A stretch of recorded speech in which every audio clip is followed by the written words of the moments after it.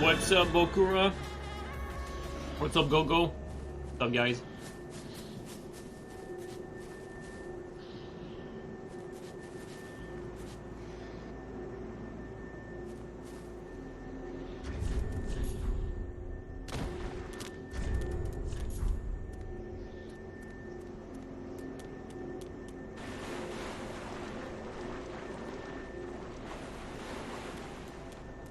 Hey, what's up, guys? What's up, Firelink Knight? What's up, Potato? What's up, Visual Aid, Daniil, Black Brain, Slime, Yuck? What's up, guys?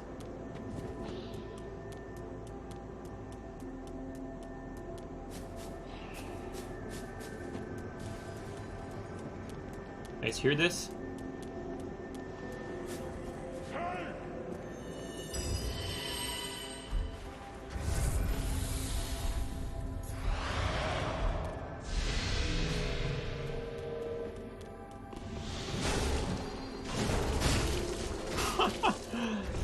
Nice attempt, fucking scrub.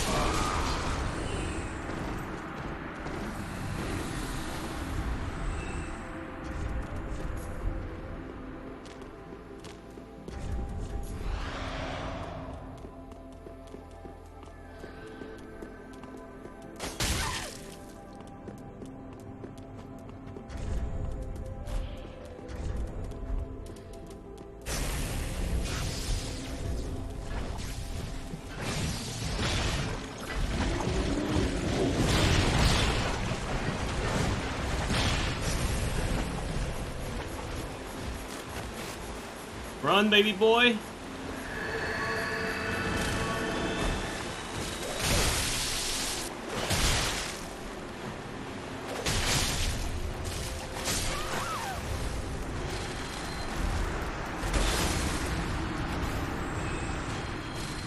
Glass cannon ready for duty. Let's get it. What's up, guys? What's up, Ding? How's it going, bro?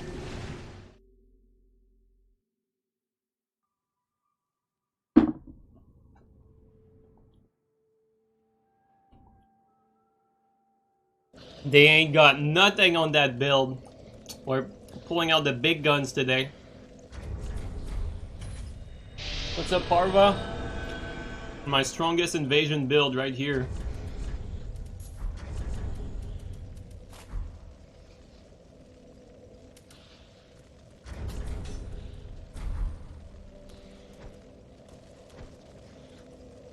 What's up, gamer? What's up, survival?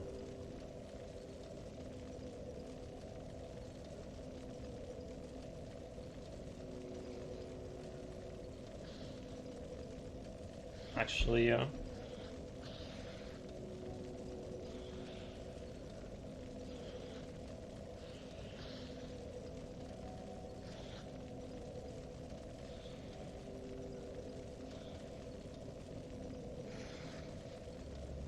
you go.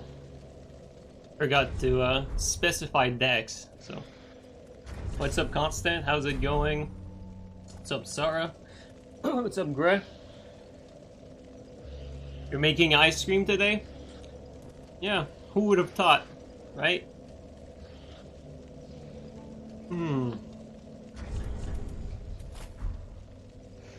8-hour shift? Yeah, it do be like that. Man, I don't miss I don't miss these types of jobs. Like we all go through these at some point.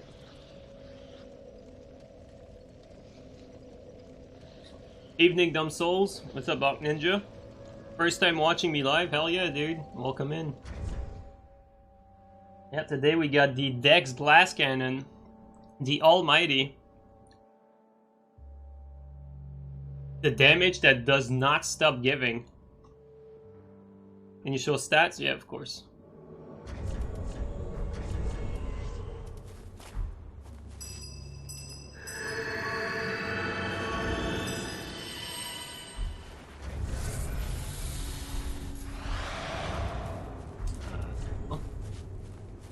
I leveled 5 extra level just for the force, as always.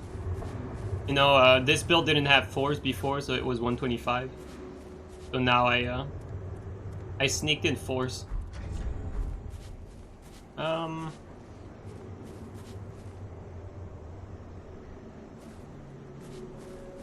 sneaked in force for 5 extra levels. Oh, there they are. You guys saw that, right?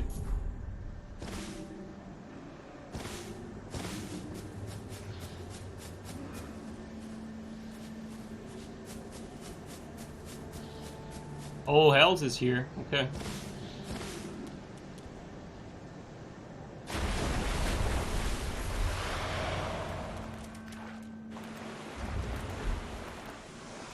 Alright, my man's Hells fighting the gank squad. See what they do.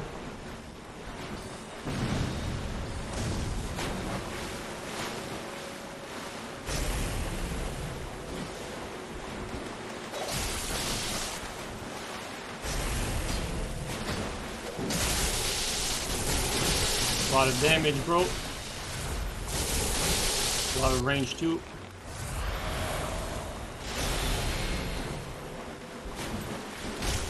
Nice, 360. Okay, that's it. That's enough.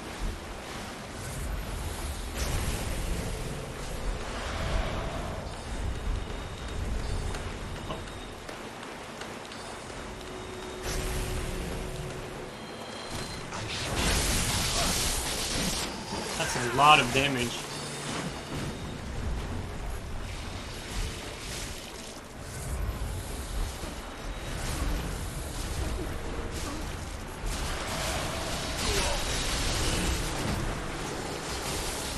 That's it.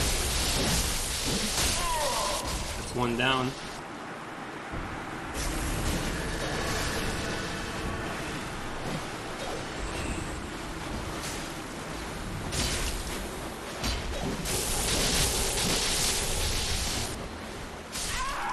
Two down. I think 3 down even.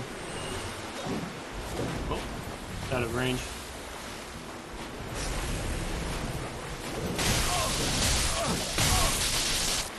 No, shabby little 1100.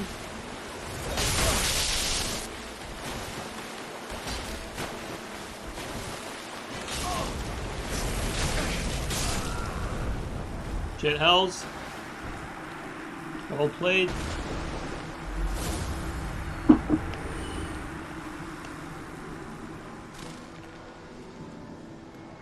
How much does Glass Cannon fare with against Unskilled? It's my best invasion build at meta against anything. Cause I can kill anything with that build. The AR is just so damn high. It has no endurance, that's the trade-off, but with 80 dex, Flynn ring, and Lord sword ring, if you bundle up, you get like 641 AR with a fast curve sword, right?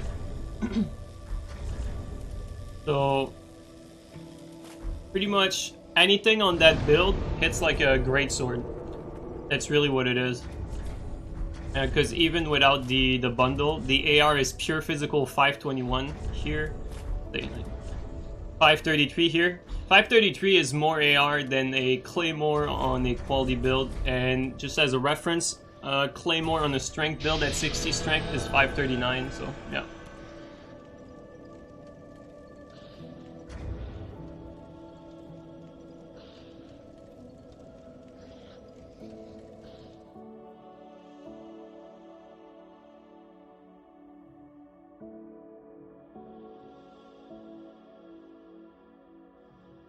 Managing 11 endurance is not something everyone can do though. So some people prefer to go at least 26 endurance. But with 30% roll and light weapons, I'm fine at 11 endurance. It's when I start using great swords and heavier weapons that it starts to get a bit low.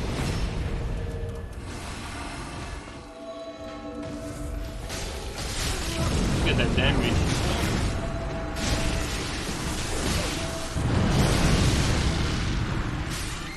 It just melts. That's what it does.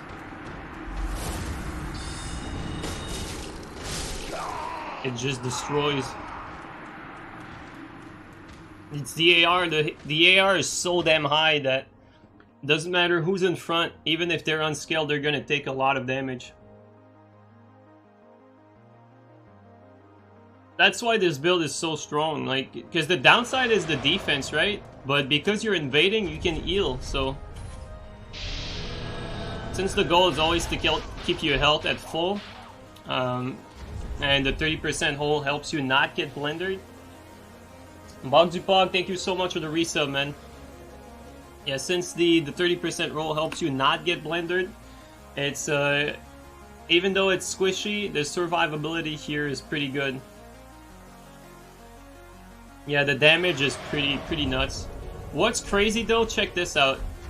A lot of these weapons, like for instance the Sellsword, if you were 802, right, and you infuse the Sellswords with the best infusion you can get at 802, right, you'll still be with a sharp infusion at 99 dex, right?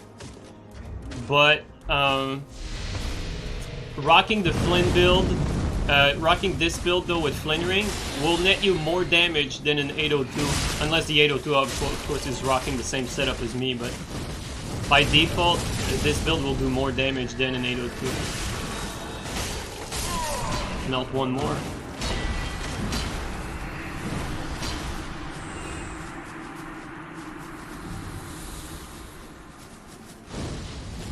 Careful about that.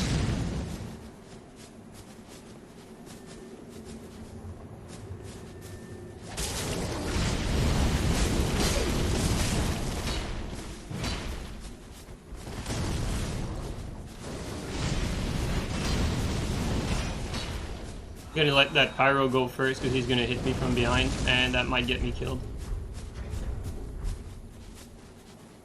Is that pyro's a problem?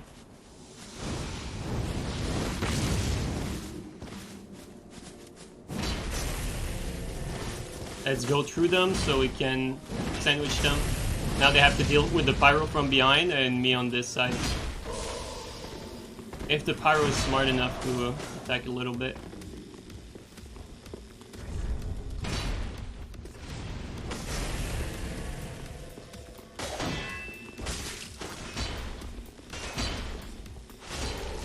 I don't know what hit me.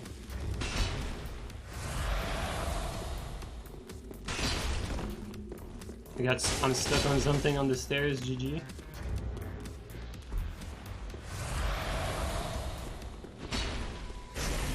You know.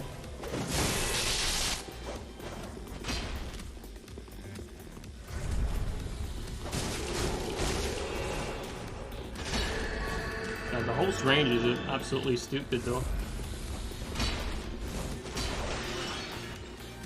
But we're gonna go back down.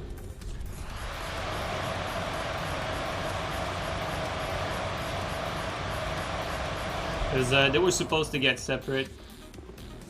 Did this guy kill the blue? Looks like he did not. They were supposed to get separated, but this pyro did not get any aggro, like he just did nothing. And now the blue's into the level. And the pyro did not take advantage of it. So we're gonna go kill the blue right now.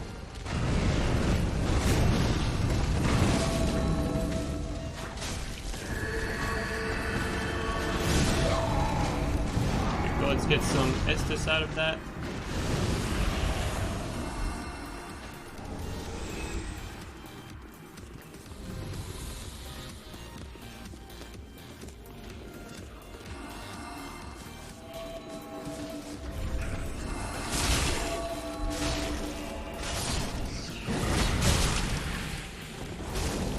God, this guy is bad.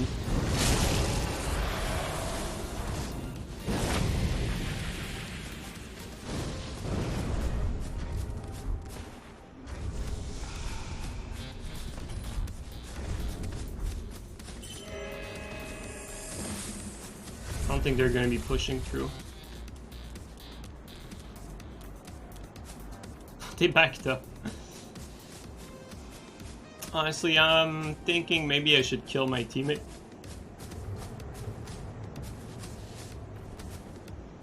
If he doesn't come, I'll kill him.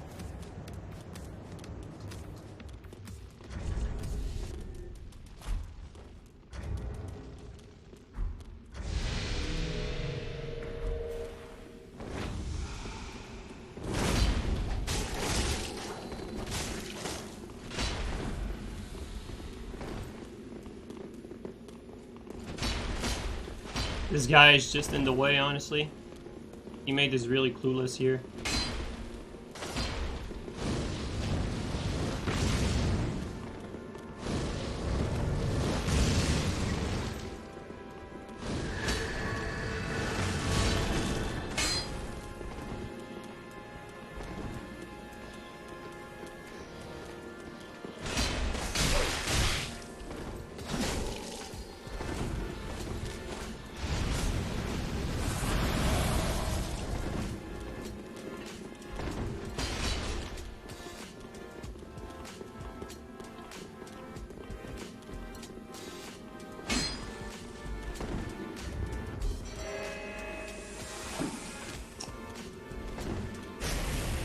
They're sticking too close to each other, though. Now, since they resummoned the fort, maybe we can get them to push.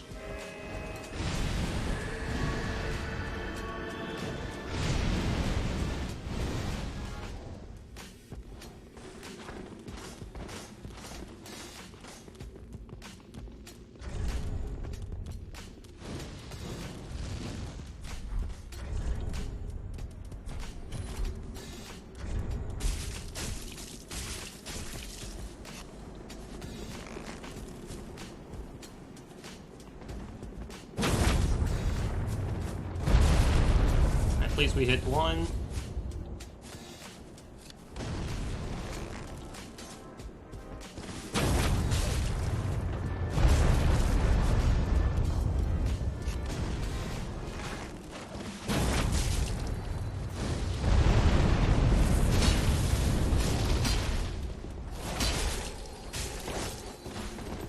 Careful, we don't want them to converge on us.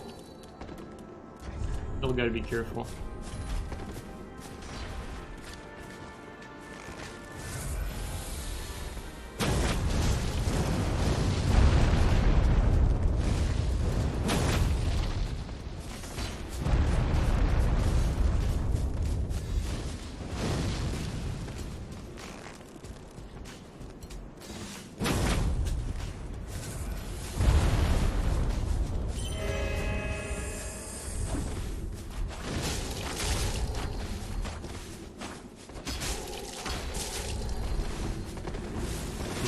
Can't be too greedy here.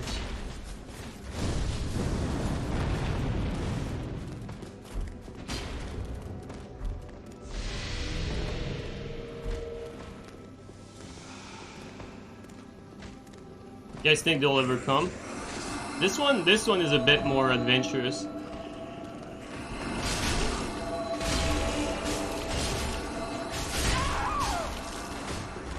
And he's the first one to go down too.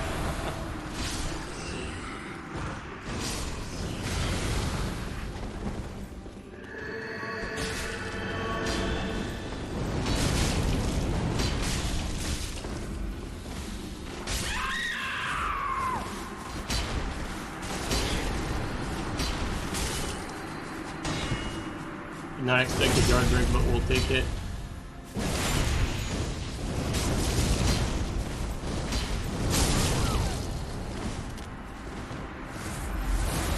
You clipped him by mistake too.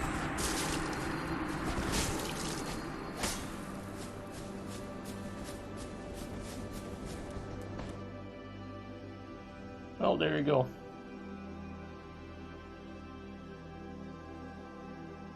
Aro did it? Yeah, he actually clipped the host by mistake. But, I mean, we'll take it. I was extra careful not to get hit by the pyro throughout this.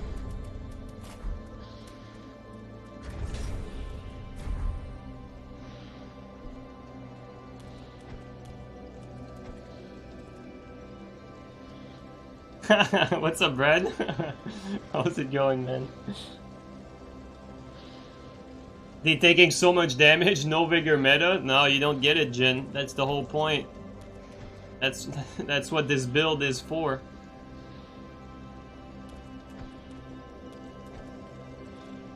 This build does more damage than an 802. That's really what it's all about.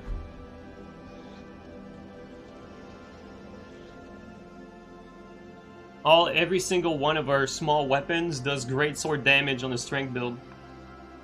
Every single small weapon. It's not just 80 dex, it's 80 dex plus Flynn ring plus sword ring.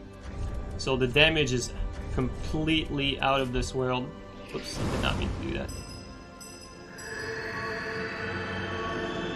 DC.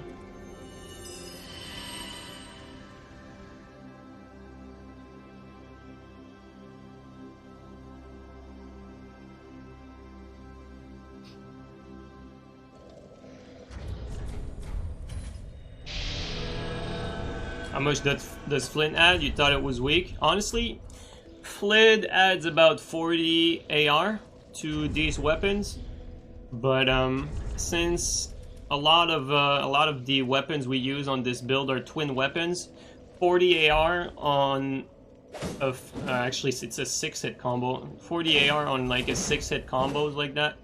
It's a lot of damage. It's like I remember I did the math once. I think it's like either 120 or like 200. I forgot. Extra damage, so it's pretty significant.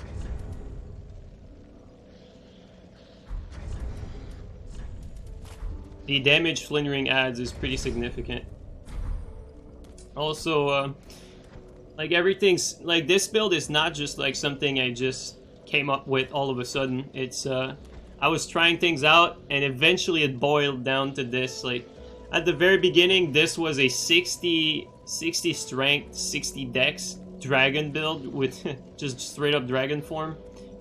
And, you know, tweaking it a little bit. I tried some, you know, 60 fate with some dex. I tried different ways to go about doing a lot of damage, but eventually it boiled down to this, and just straight up dex last cannon. You can use every dex weapon with more than optimal damage.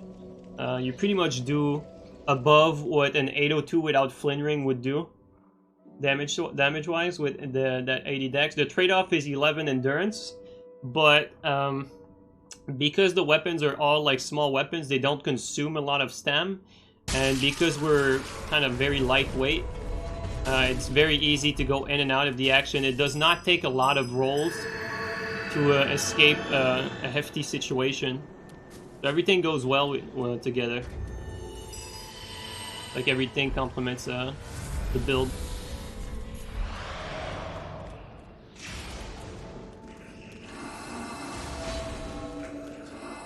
You can definitely one-shot some phantoms with the Sellswords too.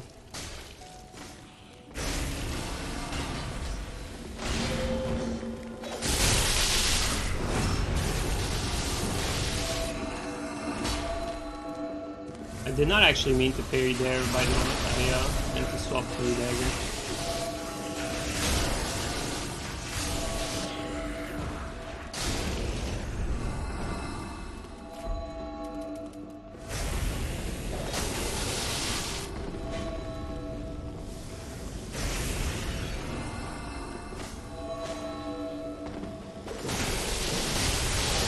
The save is real. He was about to die right there.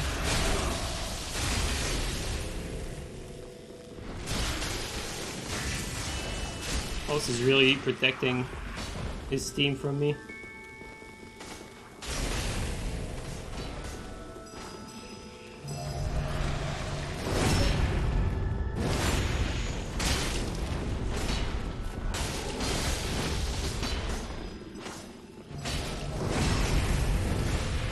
That's it for him.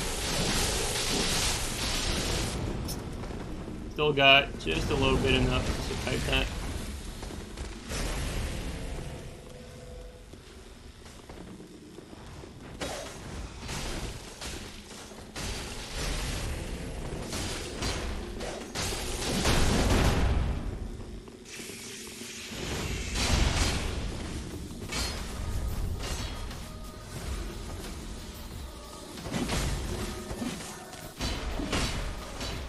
Teammate left me here. Alright. There he is. Probably needed to reset. If we get the yellow again, he's gonna die.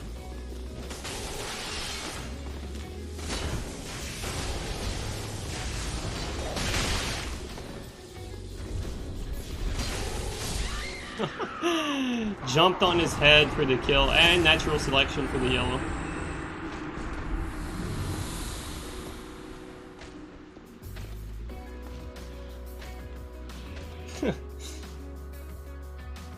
Kind of amazing how he jumped down, and the steer broke, and then we just stomp on his head. The Goomba stomp, yep.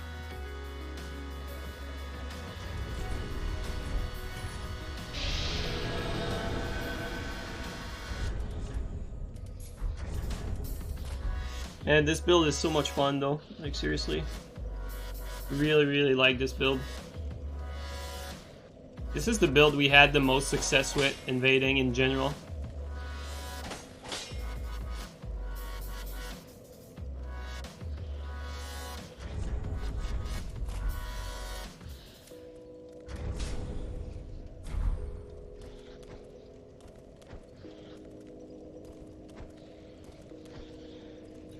I wish there was a Gundyr on this build, but I think it's kind of a good thing that it doesn't have Gundyr, because I mean, Gundyr is all about trading, so, I mean, it really screams a strength build, because strength build has a lot of defense, so...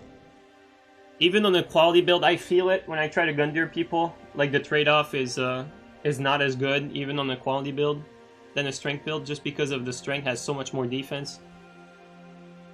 So it's definitely a good thing that there's no Gundyr available for this build, because I'd probably be trading for my entire HP.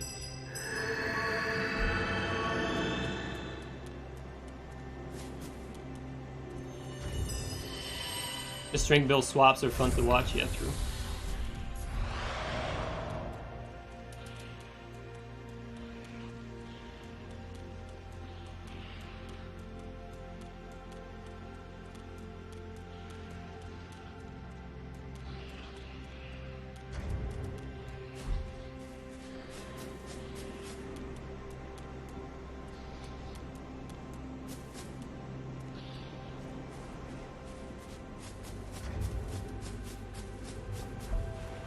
I thought it was someone. The timing would have been horrible.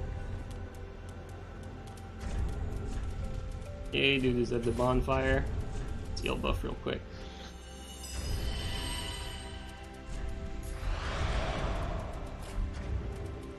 I also like the poison on this build. Definitely cool, cool addition.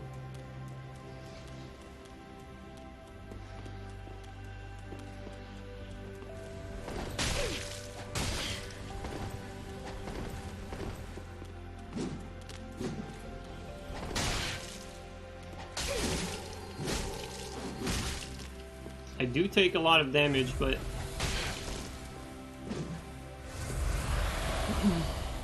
least this dude is poisoned now, so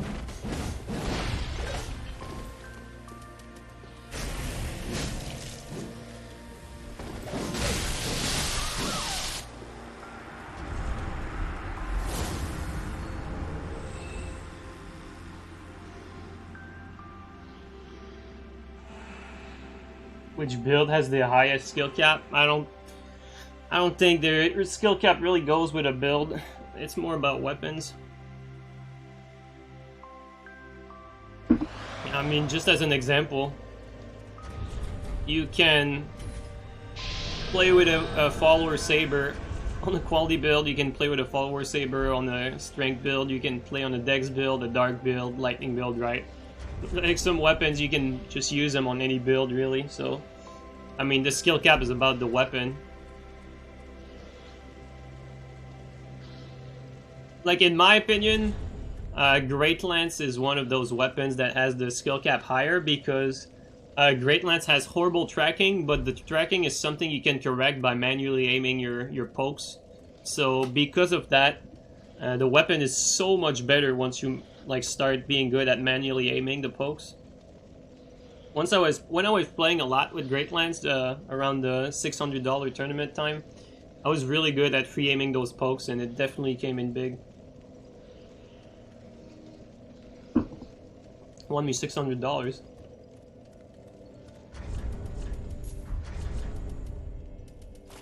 But yeah, I think it's more about the weapon than the build.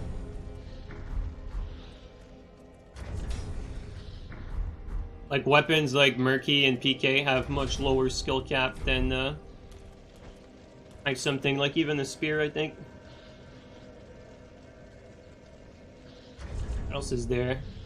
I think Ring Knight Straight Sword actually has a higher skill cap because Ring Knight Straight Sword with the cancel, as much as learning the cancel just adds a little bit, learning the cancel can actually hurt your game.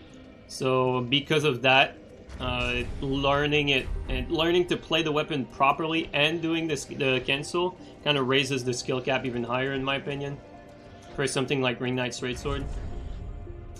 What else is there? Actually, Crowquill, I think it's a weapon that has a higher skill cap. So some of these weapons that have like intricate attacks, I'd say the skill cap is a bit higher.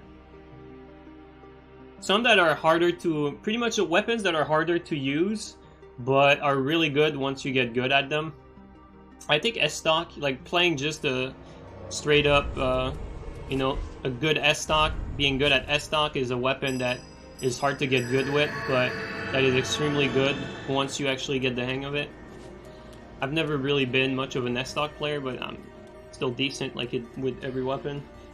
But like something like an S-Stock is a weapon that has a higher skill cap than say a PK, for instance. Usually the more variable a weapon has, the higher the skill cap, unless like the attacks are free. And then there's weapons that are like they're like noob slayers. Like you don't need to be good at them, and you can just press a button and it does all the work. Like Gundyr or well, too late here. Like Gundyr or Farron or Ring Knight paired greatsword. But even though these weapons are like noob slayers, once you play against a good player, the skill cap is a bit higher because you need to start free aiming your attacks, and because of that, it makes the weapon, even though it's noob friendly at first, once you get to another level, it's a weapon that the skill cap is definitely higher than normal Ultra, for instance.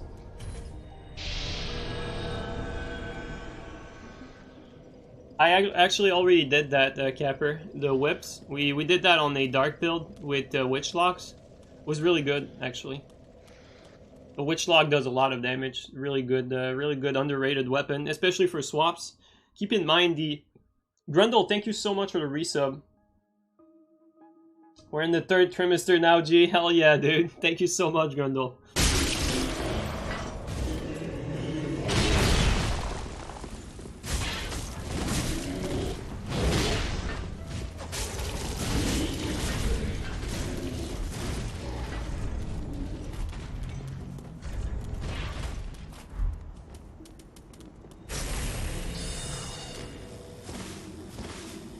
Let's go cast here.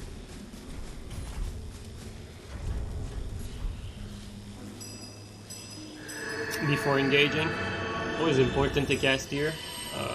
Tier is just too important. You might get blendered, but you always have a second chance to survive afterward. Because of tiers.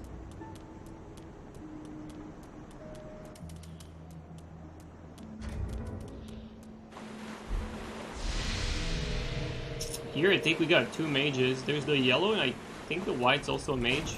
Not sure.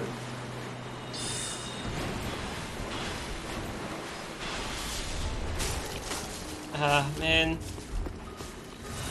These range, like...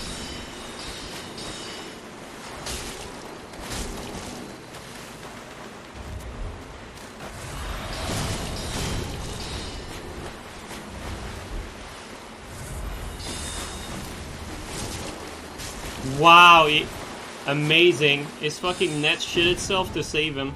That's great. Well, he got killed there, but he deserved to die regardless.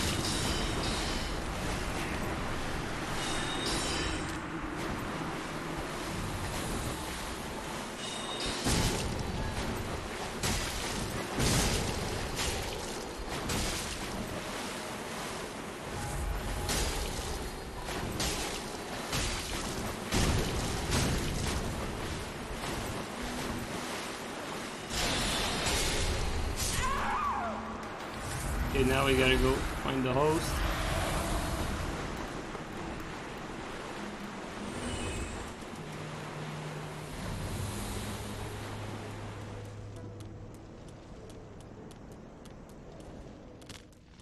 I thought the host would be here.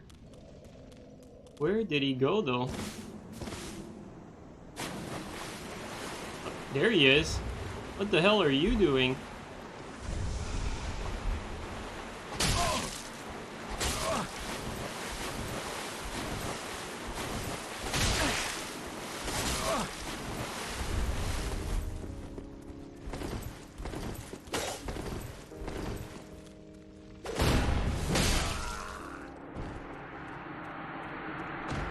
I don't know where you went, but oh well.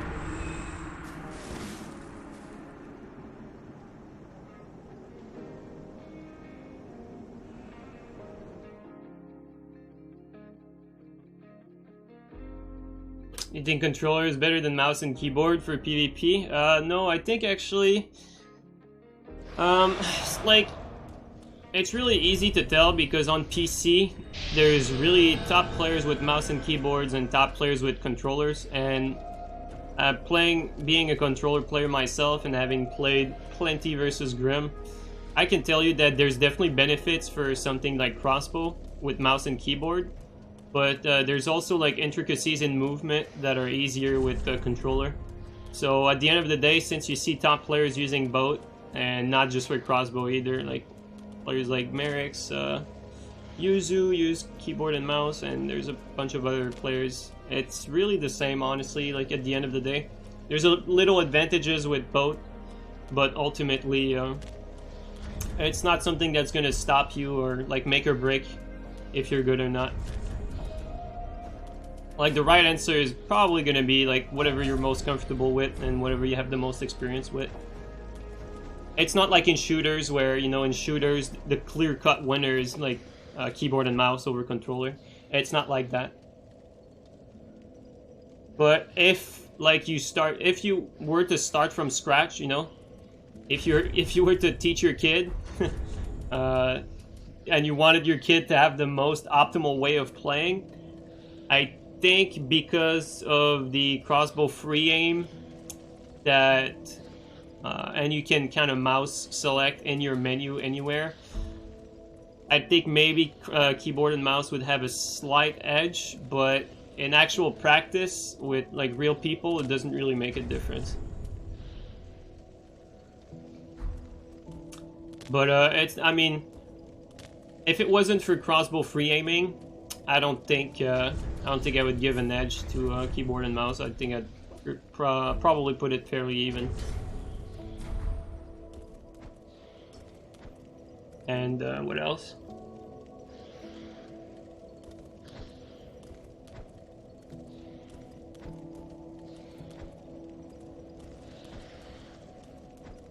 Yeah, yeah, okay, I remembered.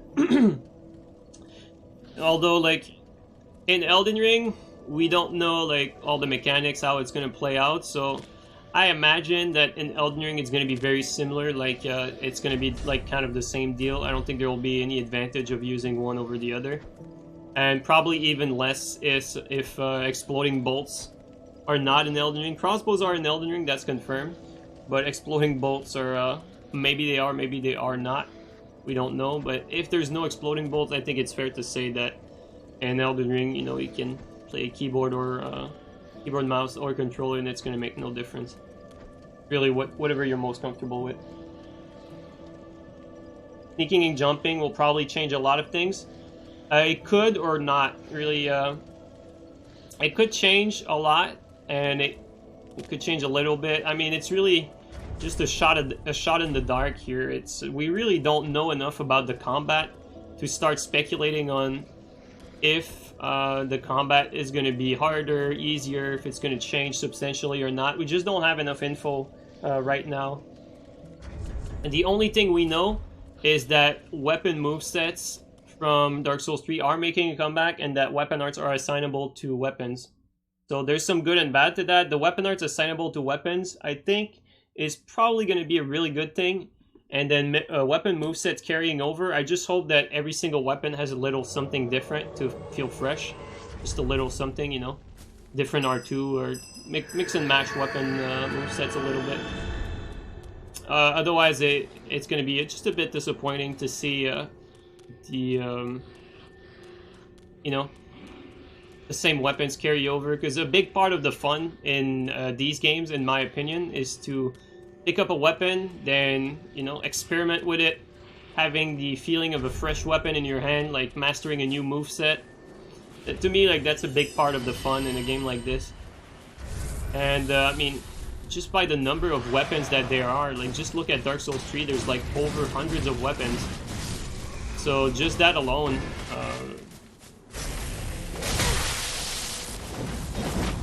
I went for the full weapon art here because it's a better roll catch if the guy dodges it.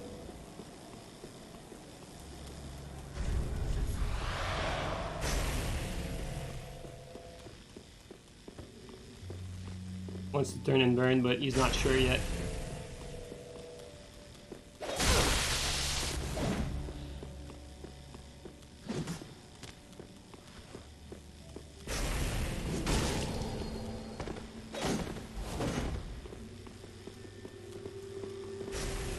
I just heard something. Okay.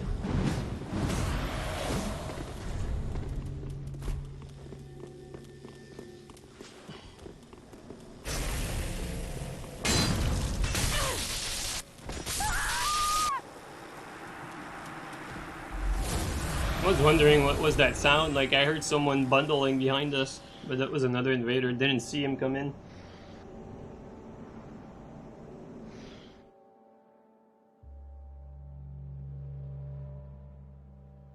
Same here, like learning and improving. It drives the long-term engagement with the game. Yeah, I mean, there's definitely.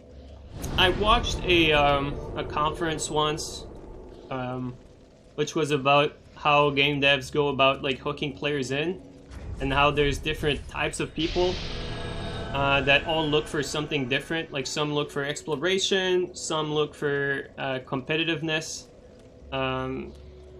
Some look for like storytelling. There was like a bunch of things people look for, and usually games nowadays try to get a bit of everything.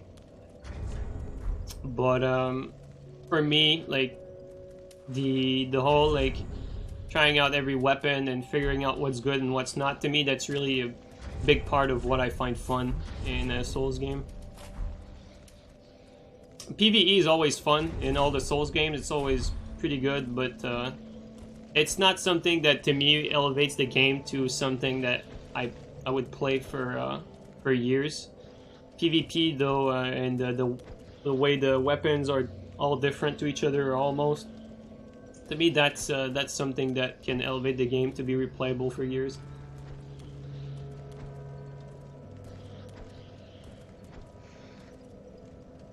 Use the Kestis R2 only when time traveling, when it was a true combo. Yeah, dude. What was the combo? I forgot. Was it? I think the combo was like I think it was L1, R2, L1, if I remember right. That thing did so much damage back then before it got nerfed. I guess this already still do a lot of damage.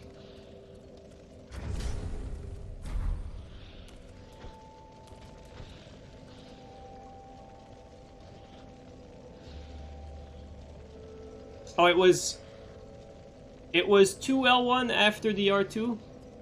So it was L1, R2, L1, L1. Oh, that's nasty. Good lord, I didn't remember it was 2 L2s. God lord. There was some combos, man, when the game came out. You know, expect that for Elden Ring. There's always stuff like that. There was combos when the game came out that could one-shot you, like, easy. The Oni Slayer, you know, this... Where is it? This weapon right there. It had a one-shot combo. If you put Cartus Rouge on that thing, on the Dex build, you did Weapon Art into L1, L1, and all of it was a true combo that was guaranteed to bleed and did a fuck ton of damage, so... That combo was a one-shot kill when the game came out. Kinda nasty. Actually, I don't remember, but I think it might even have been like L1 into Weapon Art L1, L1, like something crazy like that. I forget though, but they definitely nerfed a lot of dumb combos. Gundyr, Gundyr got nerfed as well before the patch. Gundyr had R1 into full Weapon Art true combo, so every time you landed an R1 with Gundyr, you got the knockdown. I mean, the damage, it was similar to what Split Leaf is today, so... Actually... Probably could have gone for a plunge here, though. Didn't really consider it.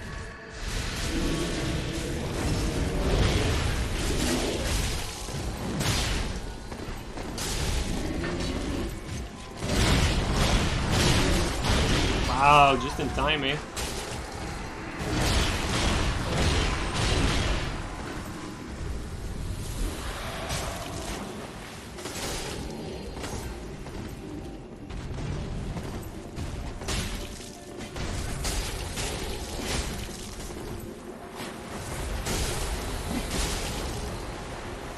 I don't want him to start Gundyr charging because I have no roll poise.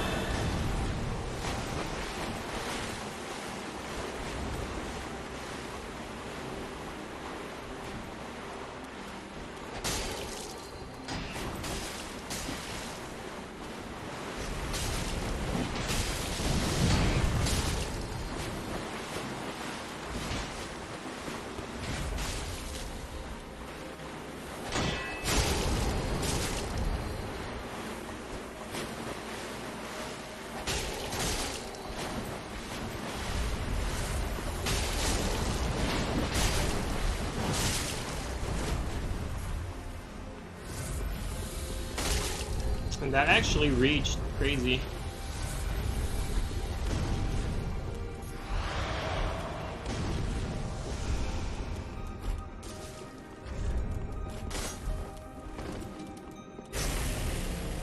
Their blue is gonna die if they leave him alone.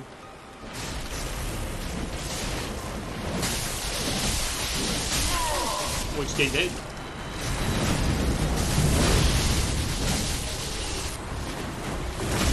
I was out of stamina for that last roll. White guy kind of got saved here though.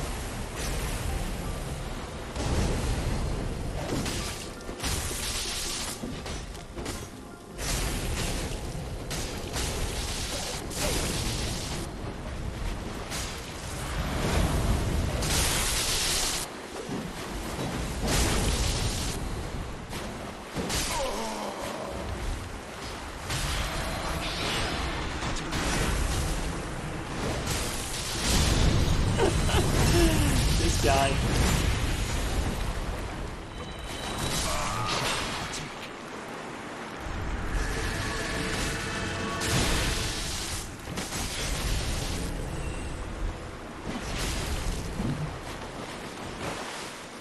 Wasn't sure here. Here we're gonna do something different.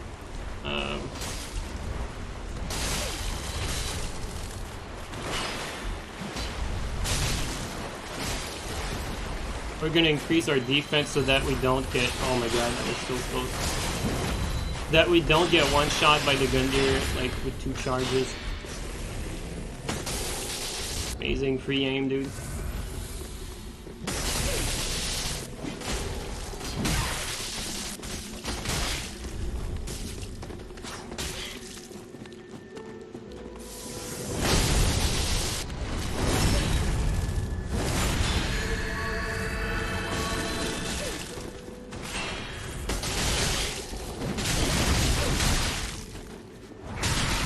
should connect.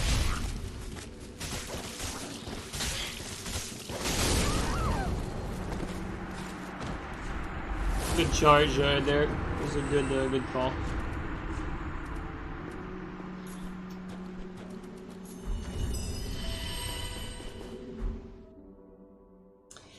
Here, the reason why I decided to go with armor was because since we have the odds with us, I don't want the host getting lucky and one-shot me, because I'm going to increase pressure when there's only one guy alive to finish this and to close this off. So I'm making it harder for him to one-shot me, pretty much.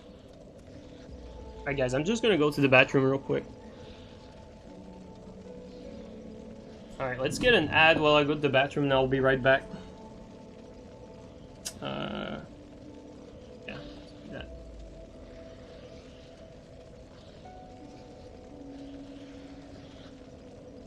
This and... Alright, BRB. Hey, what's up guys? I am finally launching my very own merch store. All of the designs you see here I made myself. It took me a few months to put this together. I hope you enjoy it.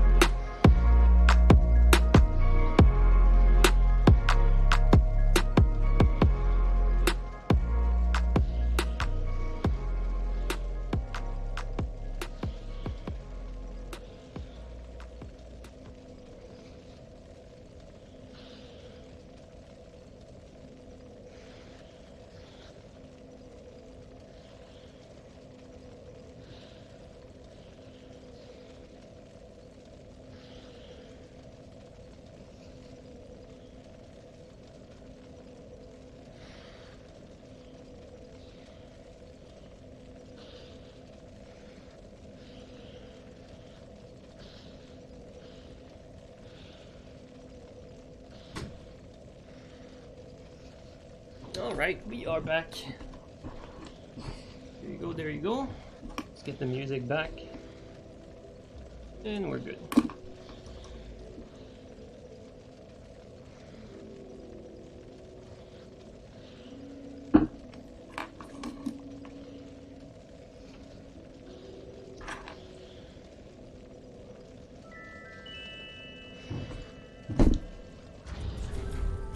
Alright.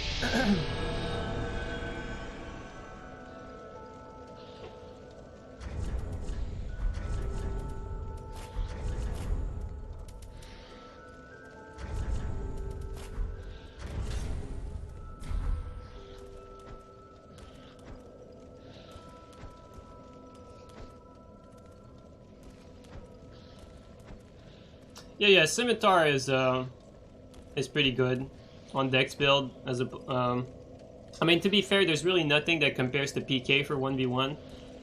But honestly, in Invasion, I feel like Dagger on the build, Dagger. I feel like Curve Sword on the build like this, because of the high damage and the poison. I feel like Curve Sword is better in Invasions on a build like this that does so much damage. Like, you can't reach that kind of damage with PK. Because it doesn't have that sort of scaling.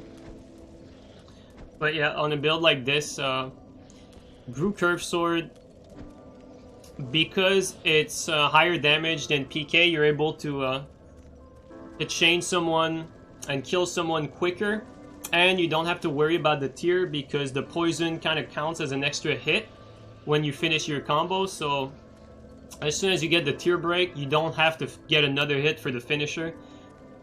So that's definitely a big factor. What poison is really is, it's really a tier break. That's what poison is. A lot of time people survive just on tier. So poison is very valuable because of that. Even, like, I'm talking even with the, you know, Moss Cancel and even with all of that, once you get chain comboed and your poison procs and your tier breaks, that's over. That's what it is, really. It's an extra hit. Extra hit to take care of tier.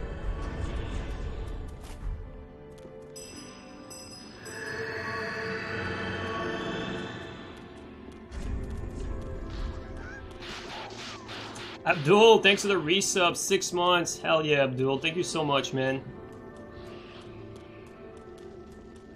Man, didn't know you were sub for this long. Thank you so much, Abdul.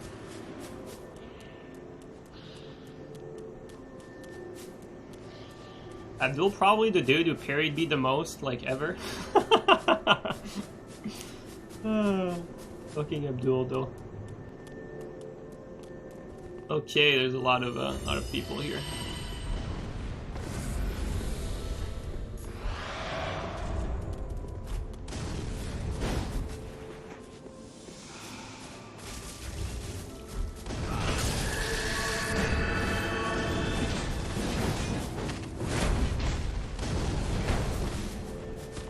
Oh, this guy has the BG gank axe. That axe is actually horrible, but against gankers, it's pretty annoying. Are you gonna go after me? Please, please do. Look, I have a great boy. Don't have to worry. Wait, I did not even see the damage. Hit the corner. Hit the corner again. Almost. Nice, I like that.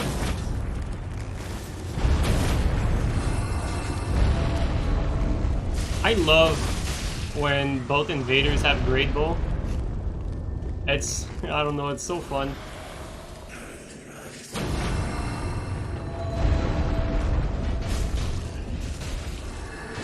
Ah! No BS! Oh my god, that was like a clean ass backstab. Wow, okay dude.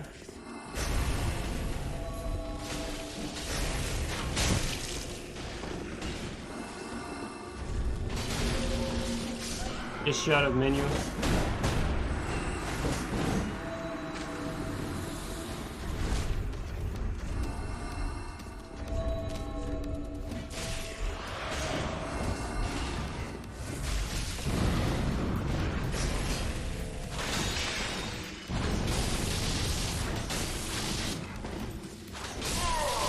My dagger does so much damage, like what the fuck?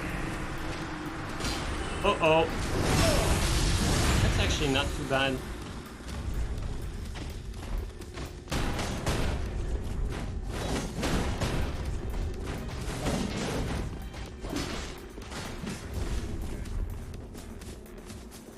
I don't want to go back, so... There you go.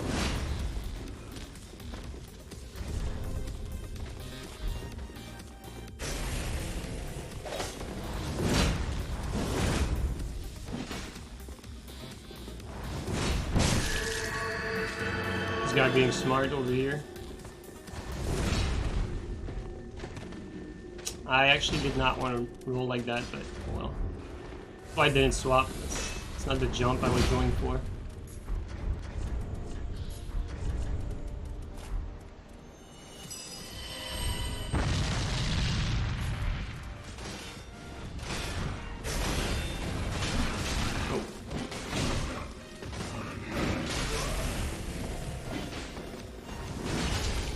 Okay, there is the onion.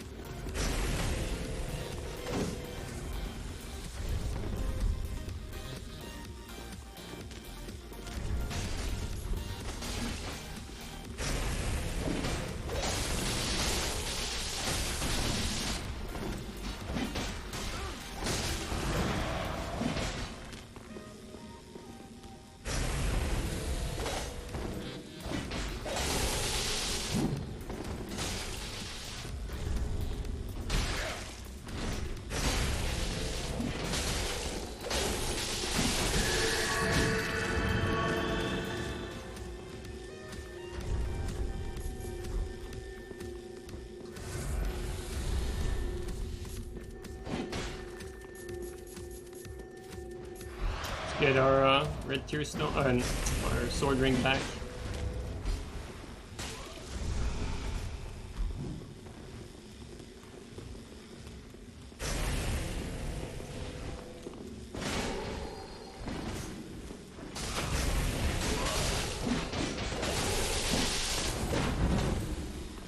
Oh, I saw like his weapon behind my character.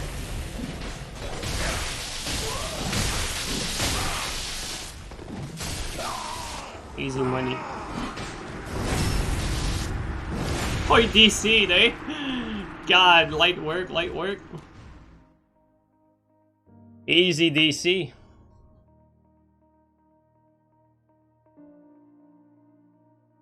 Sellswords are so cool. Sellswords are such a strong invasion weapon.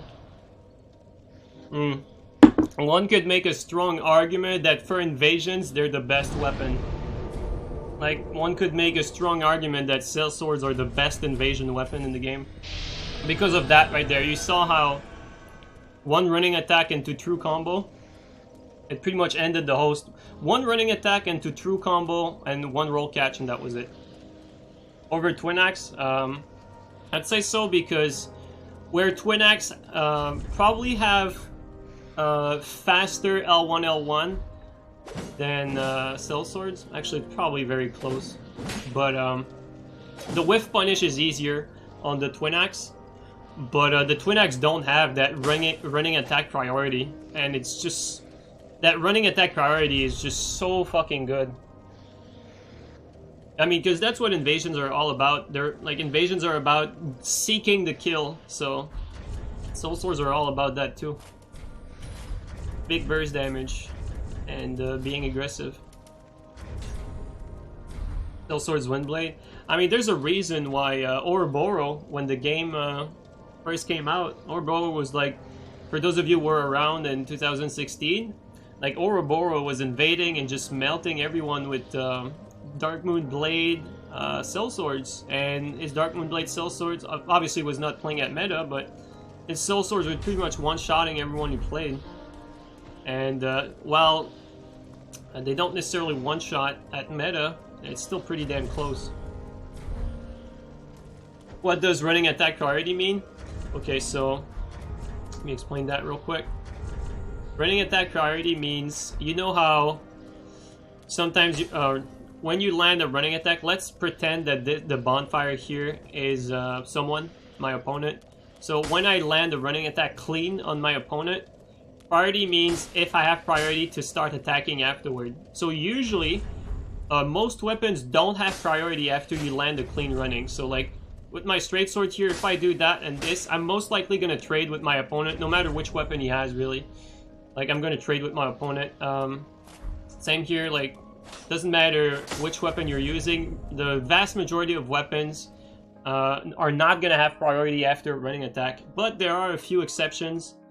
And those exceptions are daggers. Daggers have priority after a running attack.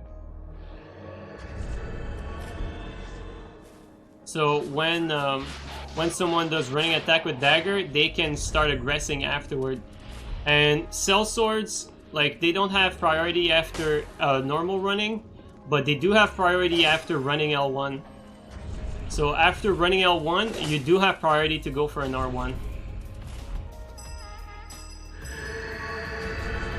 And yeah, very few weapons have that.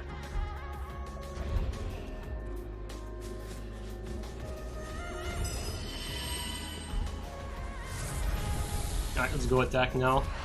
Because we are facing some shitters. And I got Lucid with me, so I like that.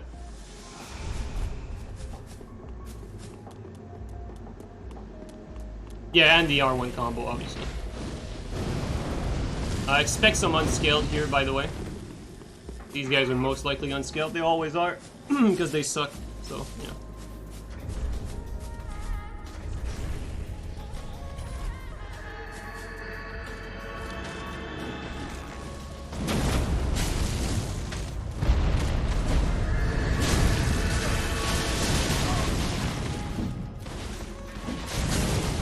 I think we should leave, though. It's not much, we can do to hold the position here.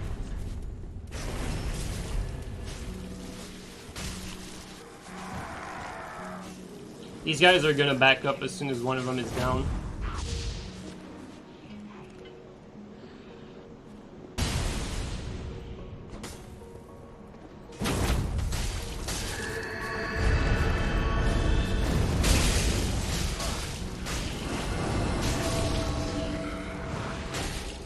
Wow, that connected, eh?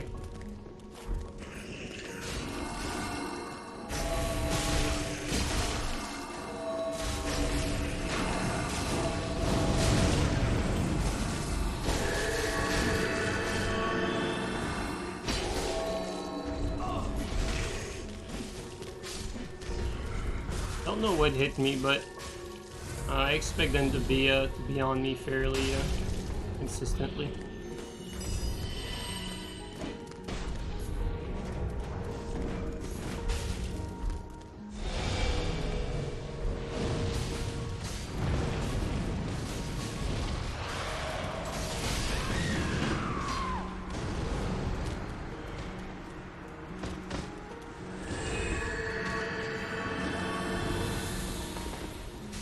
Lucid here kind of got cornered, unfortunately.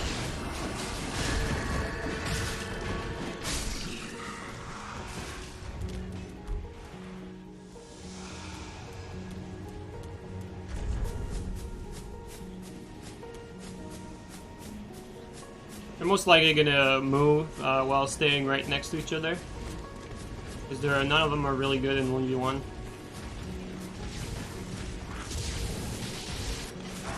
They always wait for their friend to move along with them. I mean, it's smart. If you're not very good, use everything to your advantage, really.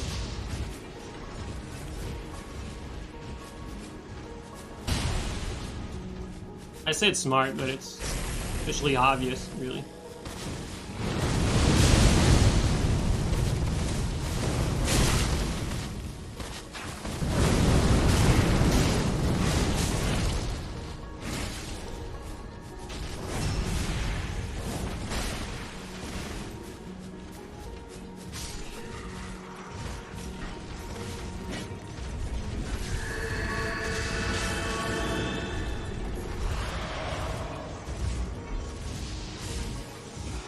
Okay, got a teammate that looks good enough.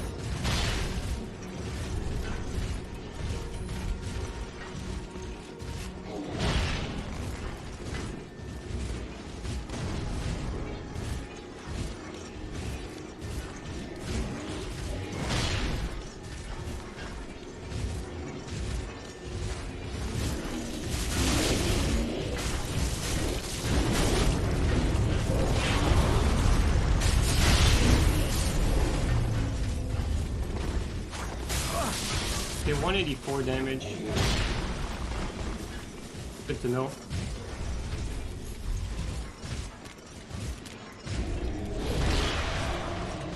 Okay, my teammate pushed in. Yellow should be around here.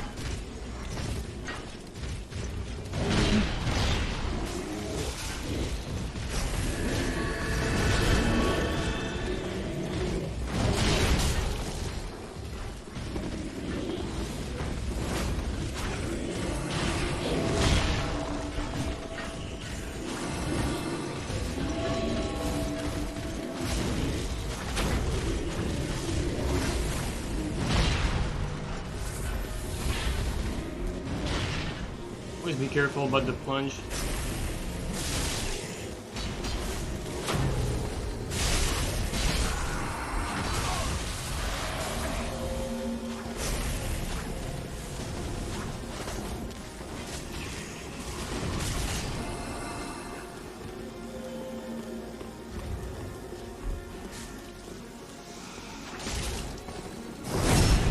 That's bad. There you go, I gave him just a bit of time to escape here. Whew. We do not want to get blendered here.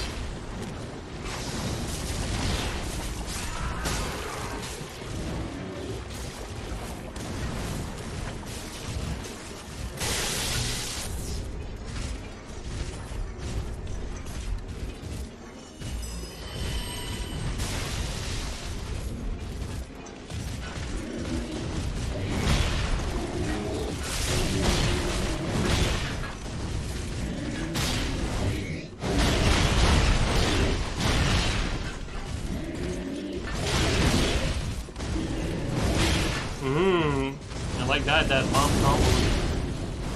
This guy sneaked up on me. That's alright.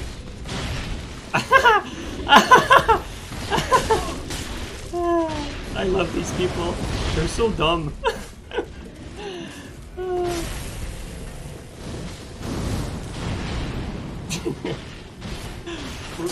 The guy chose poop after one fucking, what's it called, CBV from behind. Oh god.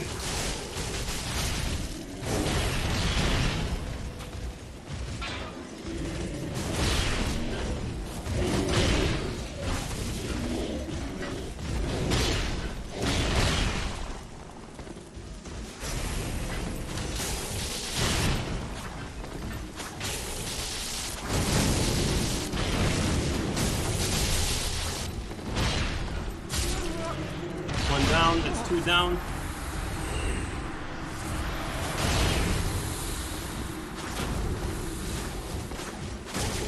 No hit there.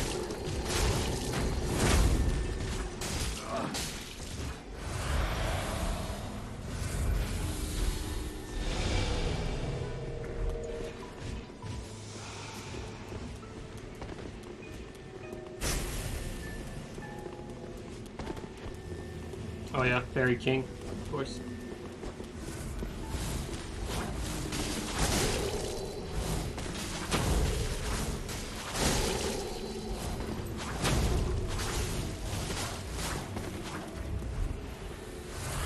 Behind me? Yeah. Picked it.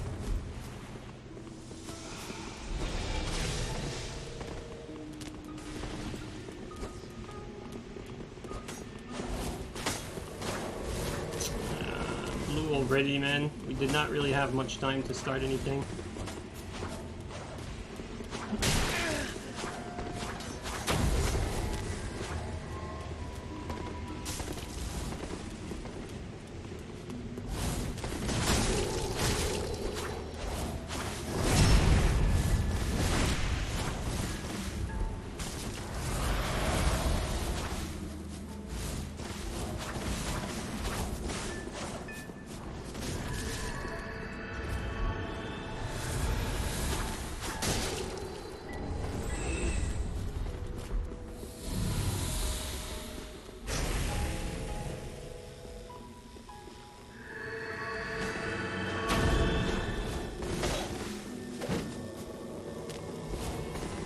Another blue, like, becoming, like, so fast.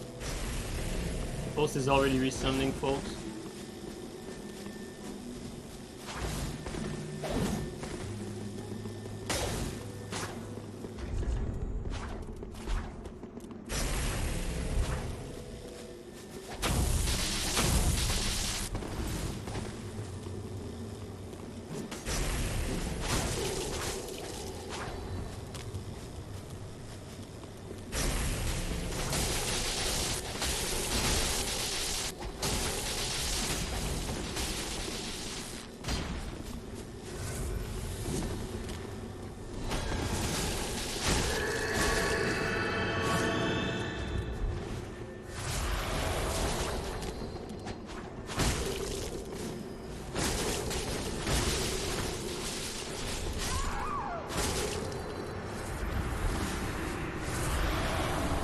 Okay, come on now, I need to kill this guy.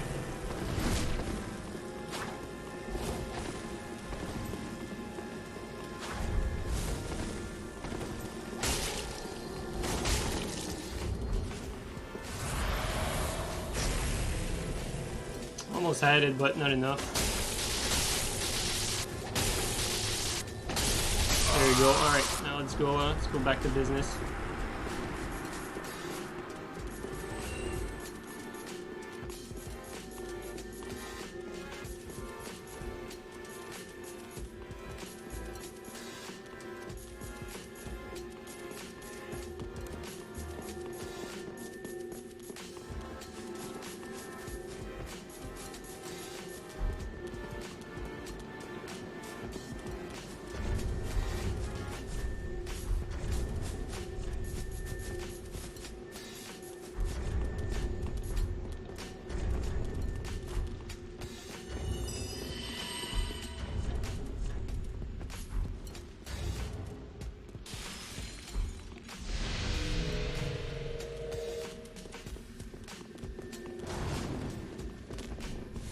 Okay, resummon this guy.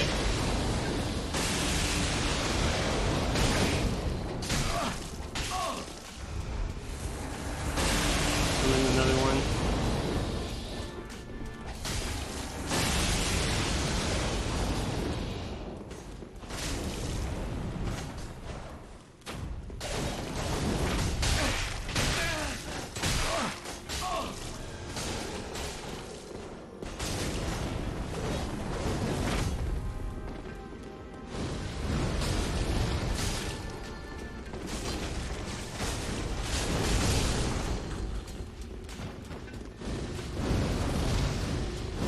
Back to square one.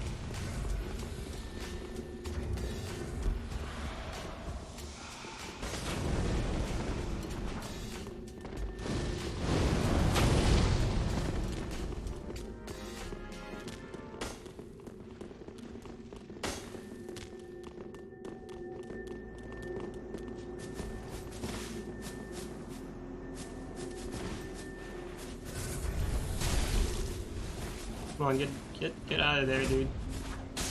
Don't want to engage here.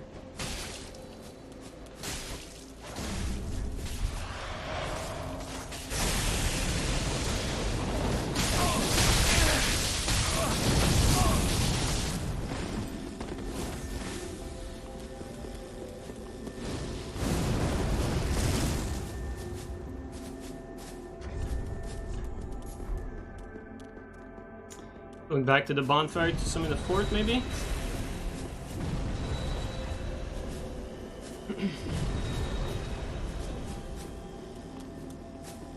They're starting to be hesitant now, are they?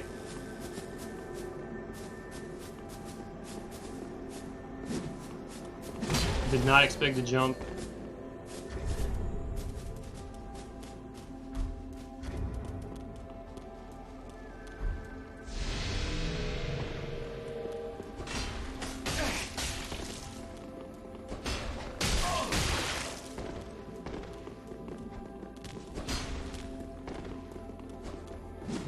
Teammate left me. Amazing.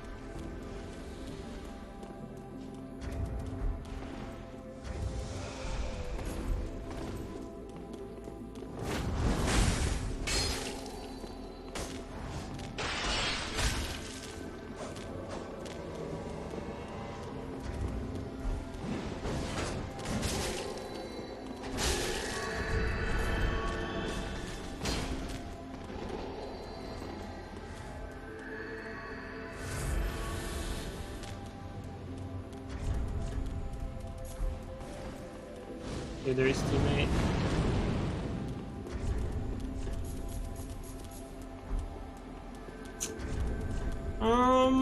What's the play here?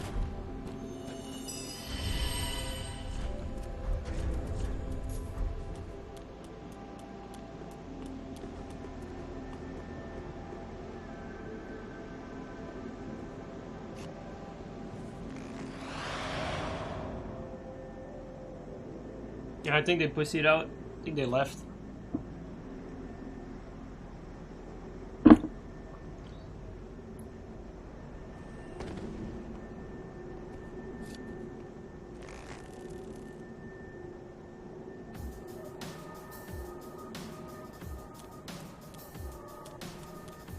Question is, are they around the corner?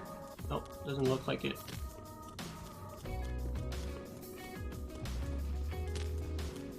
No, they just pussied out all the way to the bonfire.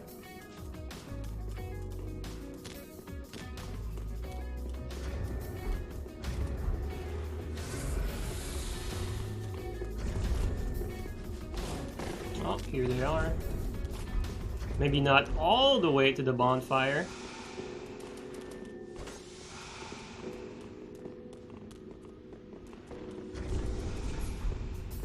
I don't want to plunge him, so I might get plunged back.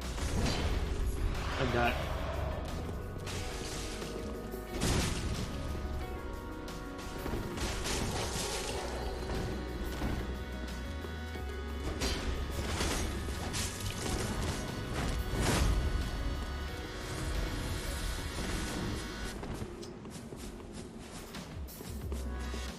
Red is not getting involved enough when there's openings. like that, like.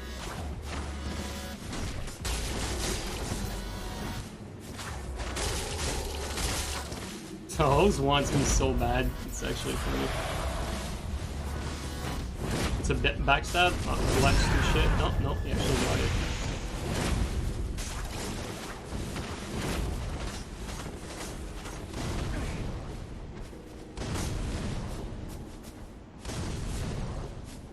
Where's teammate? All the way back.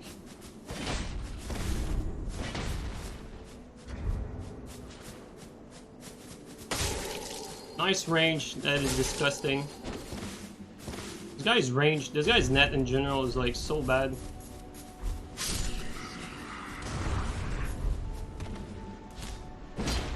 I would not be surprised if that actually connects.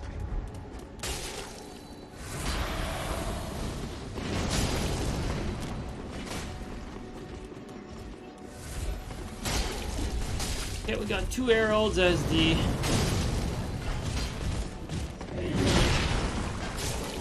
careful.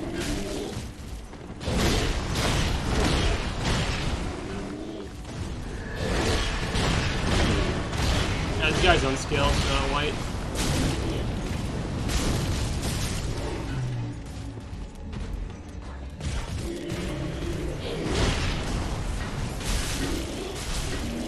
The white that casts Chaos Bed and fucking has the paired ultras.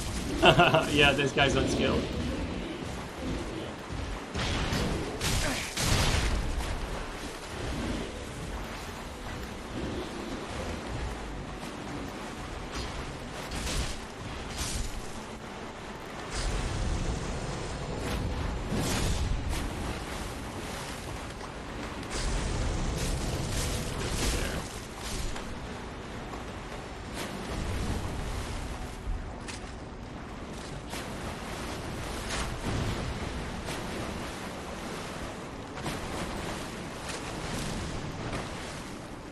Made refilling absolutely fair here. I've lost count on how many people they resummoned already.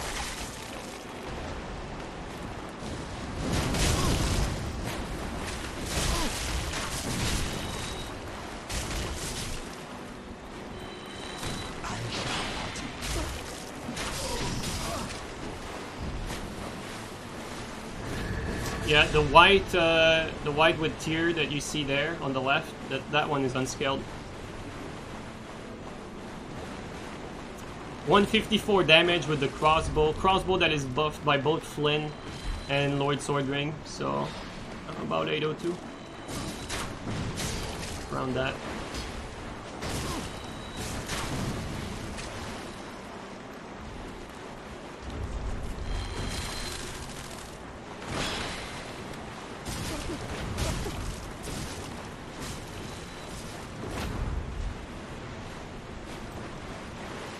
This guy right there, oh, unskilled.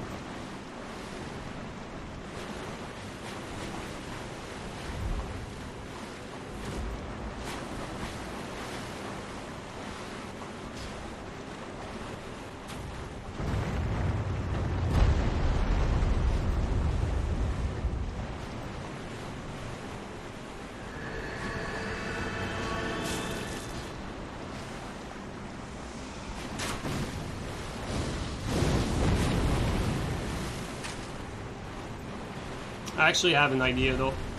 Very good idea that just came to my mind. Very good idea.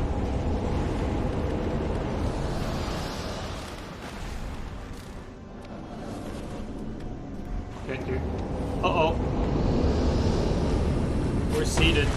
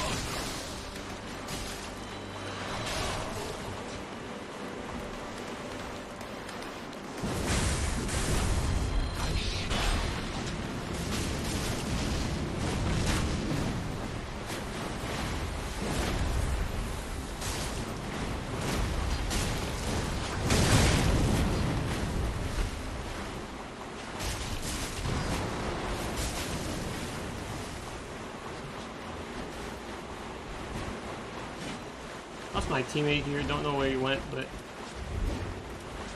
probably trying to get somewhere safe.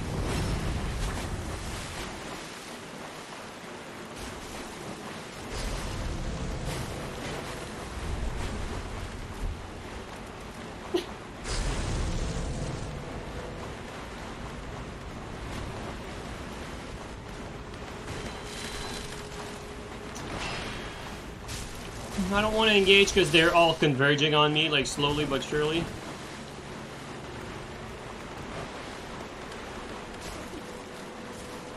Let's go back to what I wanted to do here though.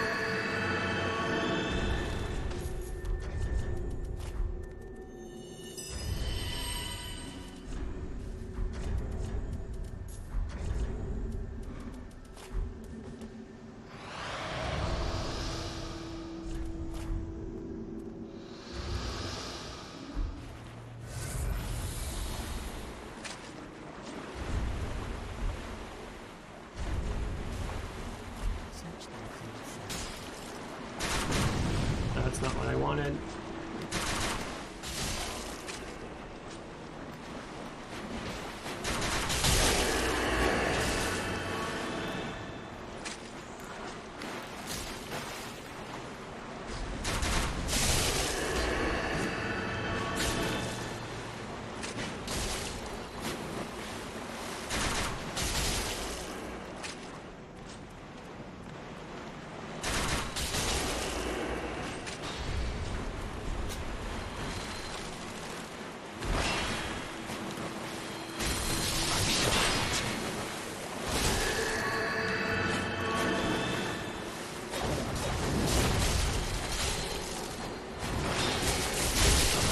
Course.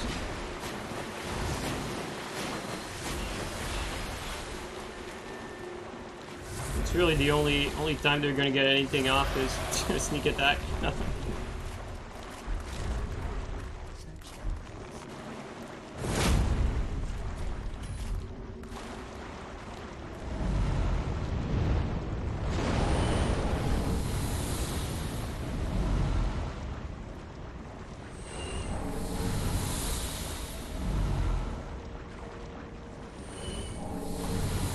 Okay, my red's in trouble though.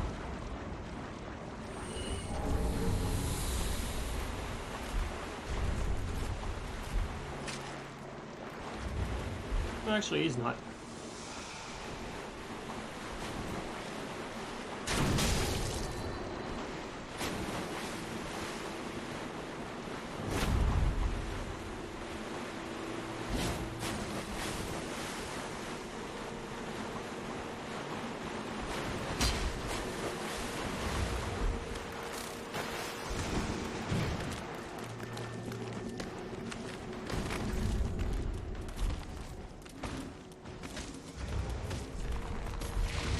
Here's the host.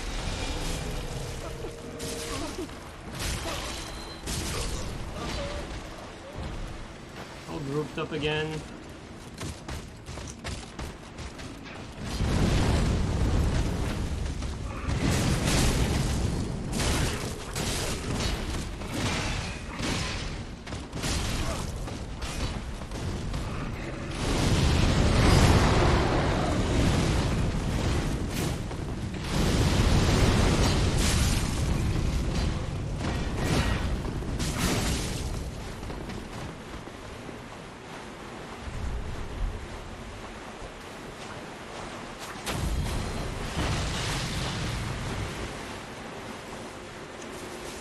Teammate kind of left here.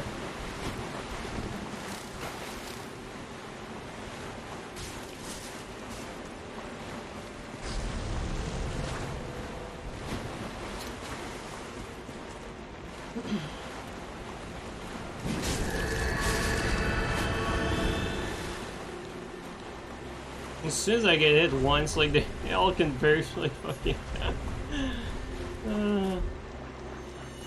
So thirsty, yet so bad.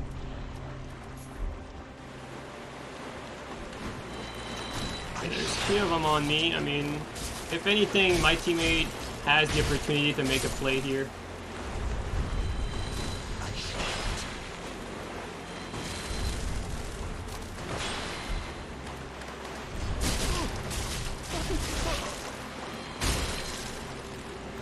Not anymore. Is the big boy back there alive? I don't think so. Okay, this guy is alone for a little bit. Nope, not for long.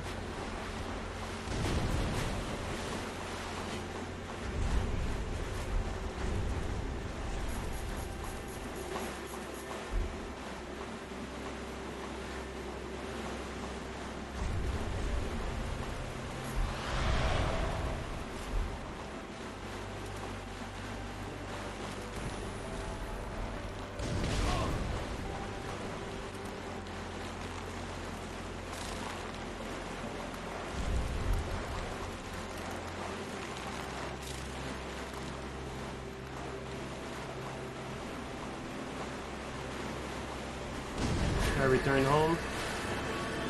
Or he got sent back home, one or the other.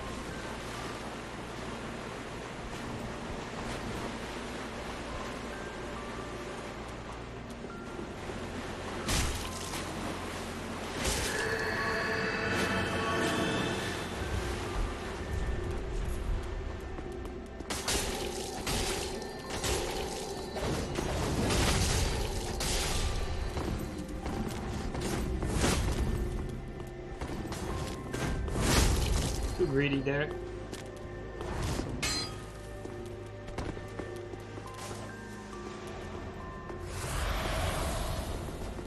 Unfortunate we had that unskilled like so quick.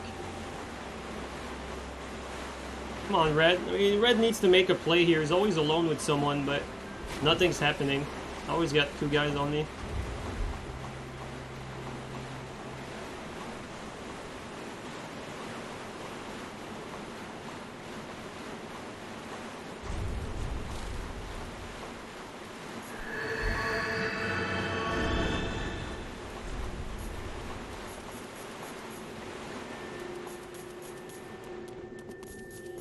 I am creating like as much distance as I can so that my teammate gets his 1v1. Like he has it right now. There you go, finally. There you go.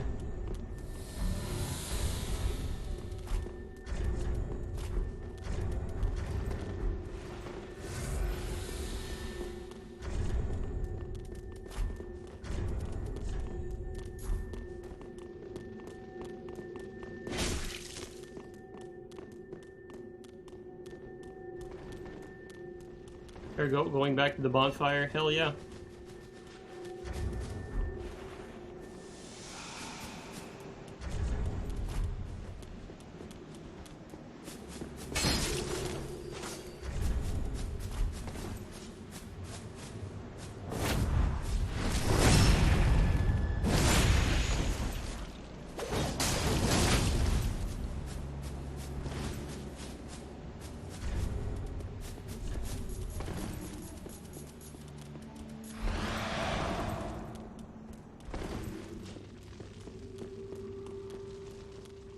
Resummoning again.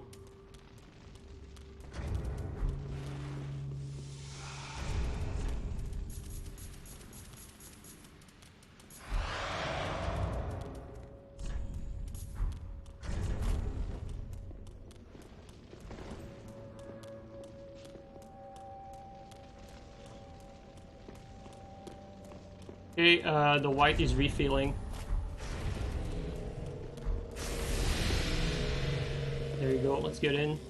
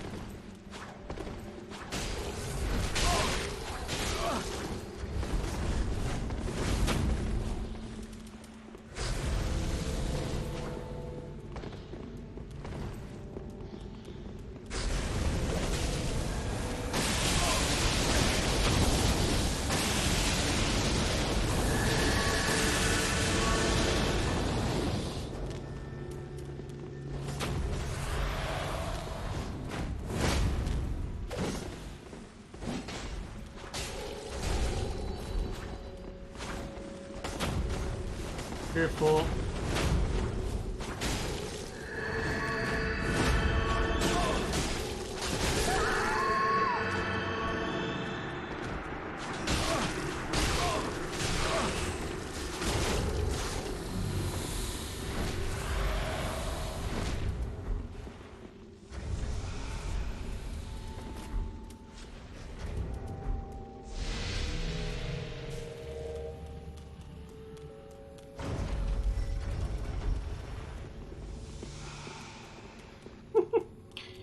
Now he's running the other way.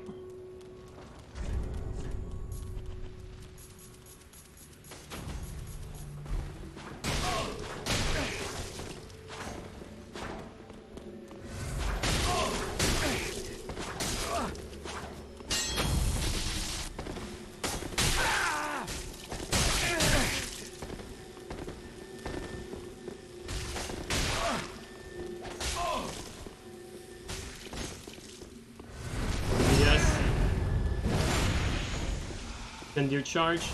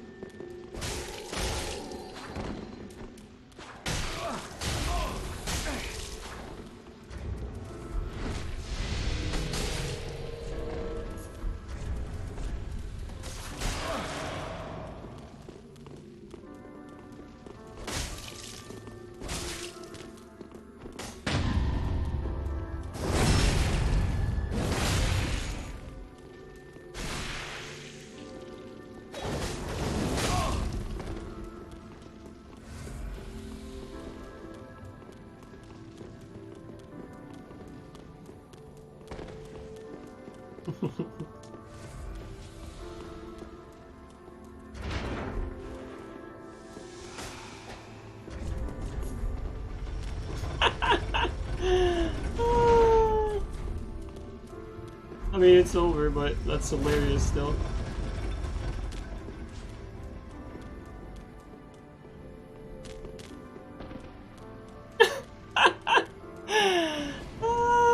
Fucking scrub.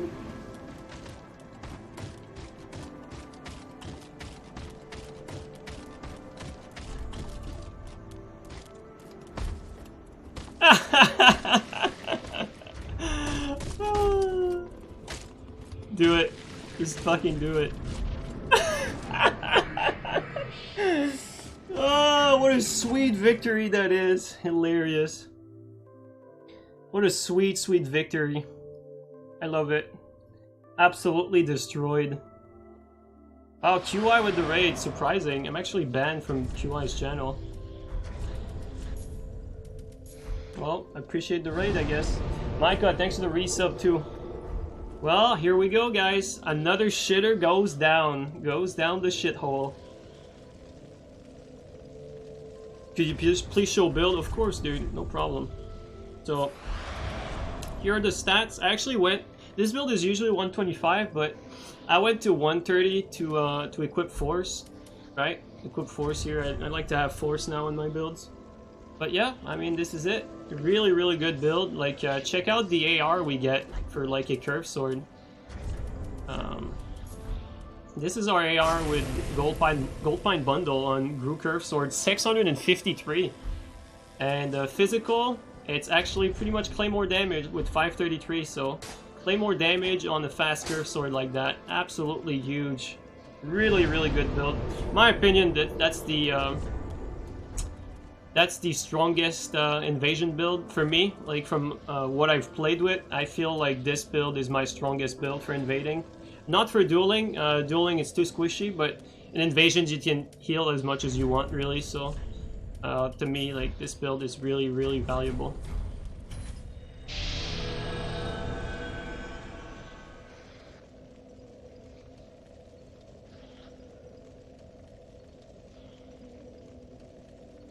But do you think it's better for Glass Cannon having Kestis and surviving after getting tear broken from a shiv, or getting...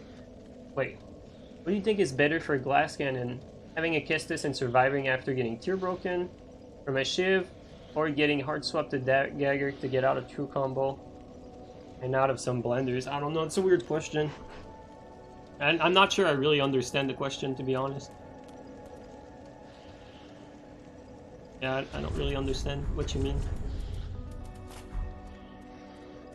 You have 3 blue Estus now? Yeah, I made the change recently because in long battles like what we got here, I was always getting out of blue juice, right?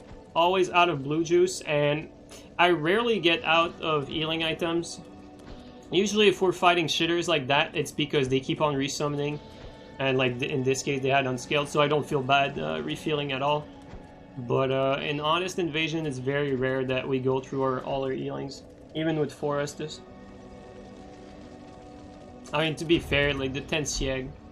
And on top of that, like, to all my builds now, even though I have more Ashen attuned, I also have 13 Fate on all my build with Force, right? Because I want to use Force, so at 13 Fate. But 13 Fate also allows me to use Sacred Chime, so I don't need to heal as much with the Sieg.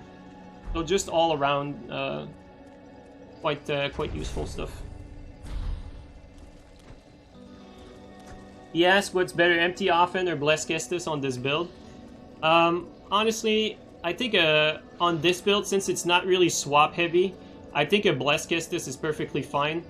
To me, though, the reason why I don't go for it is, you know, I change build a lot, and my builds all have different inventory layout, and they all play different, you know, like, on some builds I just go from, you know, swap to Gundyr, and in like 1 tick down, stuff like that, or on all my build I swap to Quick Step to get out of stuff. Problem is, like with Kestis, if you have the presence of mind, it's fine, but if you're like me, you're just gonna end up like parrying at a moment where you'd need to Quick Step out. So to me, that's the reason why I don't have Kestis, but I think that on a build like this, since it is not very swap heavy, it is probably better to have it set up like this, just the OG Blessed Kestis offhand and main weapon. I think it's probably better to have it like that. But for me, I don't like to do it simply because it just gets me killed, because I'm too used to swapping to Quick Step to get out of true combos and stuff like that. So that gets me killed. So it's really just a question of habit at this point.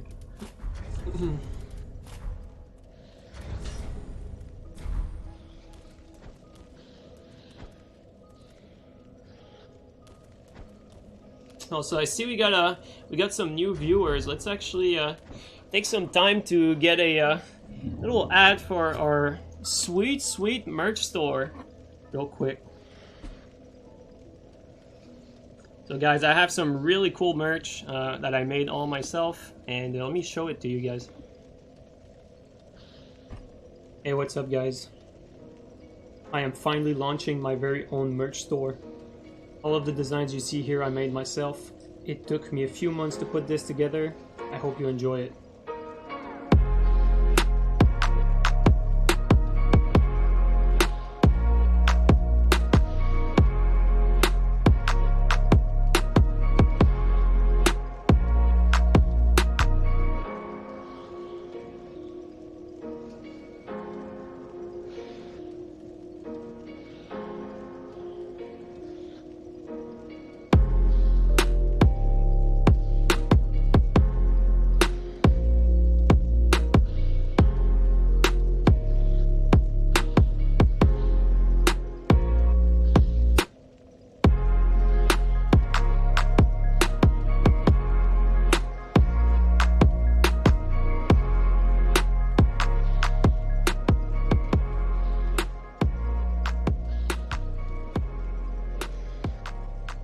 Right.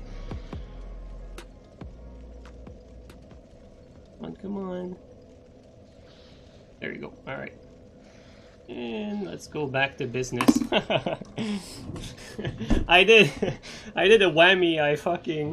I got an actual ad and the fucking shirt ad or the merch store ad both at the same time. I don't think I'll do that again. Maybe. Actually, I don't know.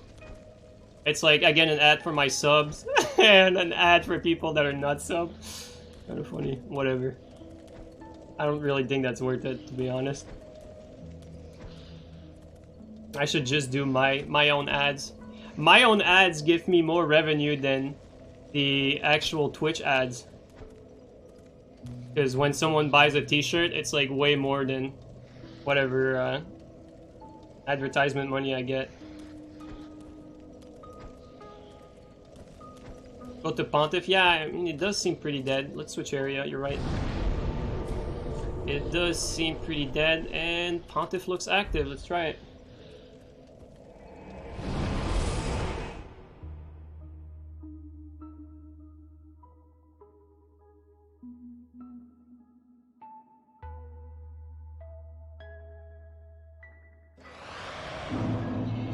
Woods are active.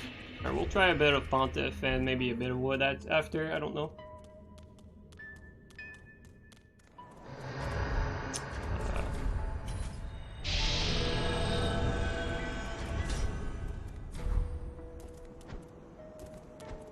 Yeah, really liking this build, honestly. This build is so great. Really love this build.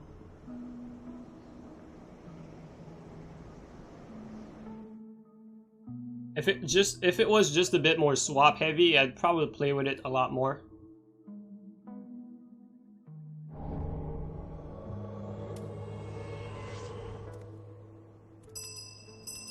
A blue died.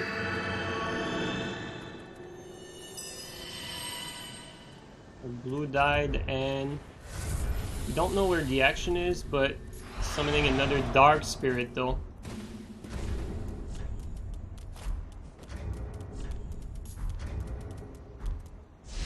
Go kill the host.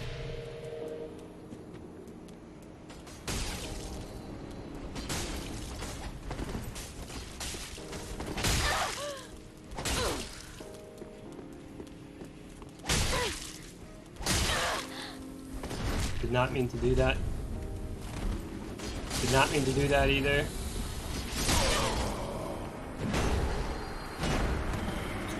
Supposed to be BS.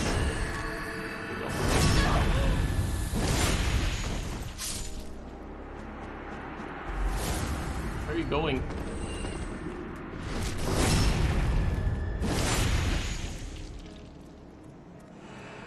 Fight club with blues, yeah, I mean, it's a little weird, right? Blue, white, and like fight club ends, like, random. Hi Deneb, how's it going, man? Love to watch the glass cannon, yeah, I mean, this build is so good, so fun to use.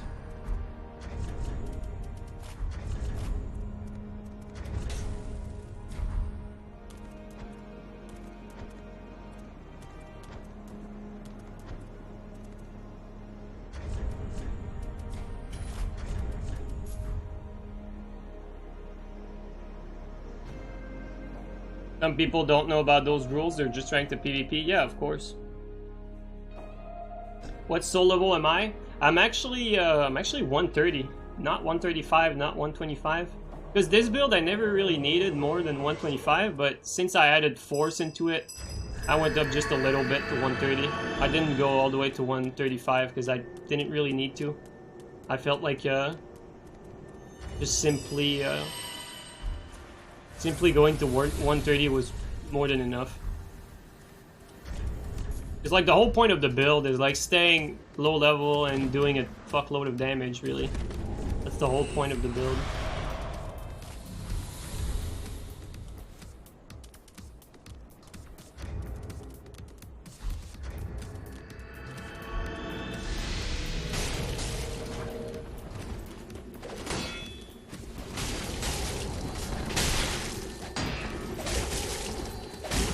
Nice roll catch.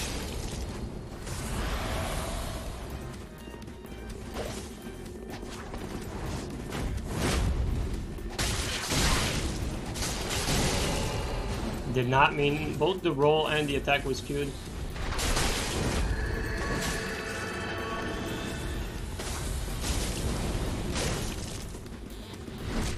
They have the numbers, so it's not too bad.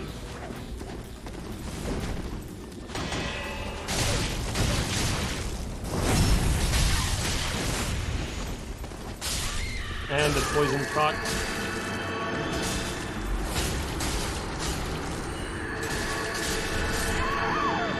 Poison proc again. Poison proc though is so damn huge. It's really everything. Hey, what's up, Gunky?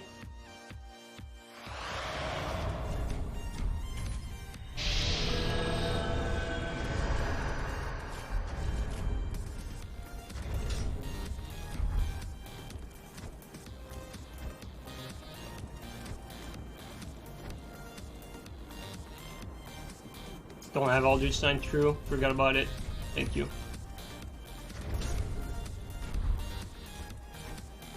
I took the habit of removing the Eldritch Sign when I was doing Stream Raiders because I kept forgetting, like going to Stream Raider when we were doing the sponsorship, and I was invading while AFK, so I had the habit of removing it, but we actually do want to have the Eldritch Sign.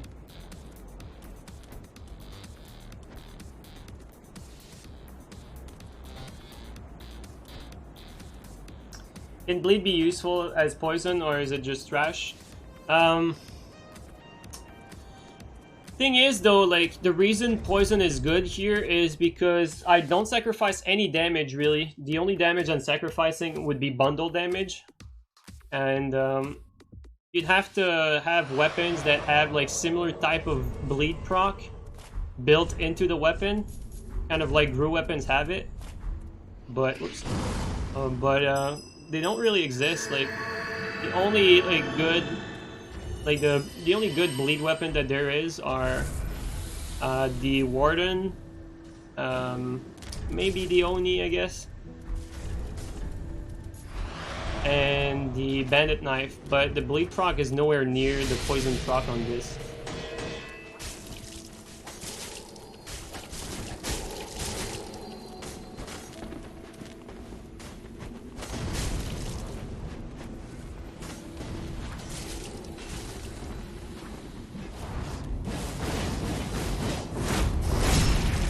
Wow, that is a one-shot true dragon right there.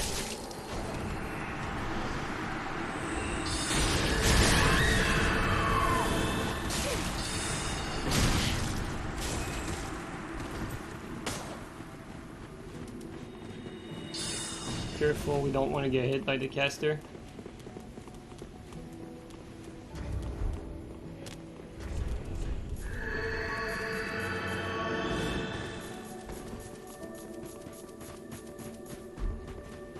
And now we run in.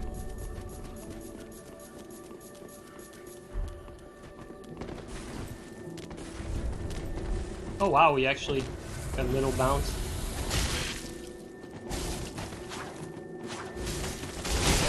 Thank you, Dumb Aldridge. I was actually perfectly fine. Oh wow, he actually did some damage. Wow, these guys are actually...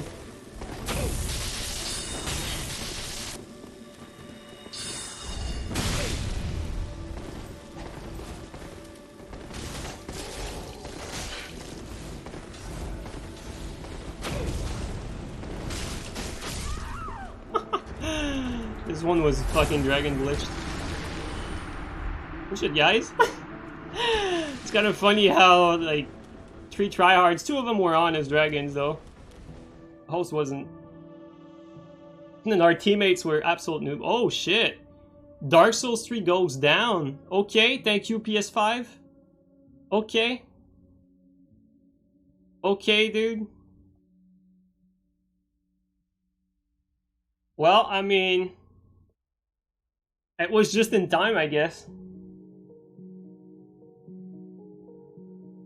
The dragon trashed me? Of course he did.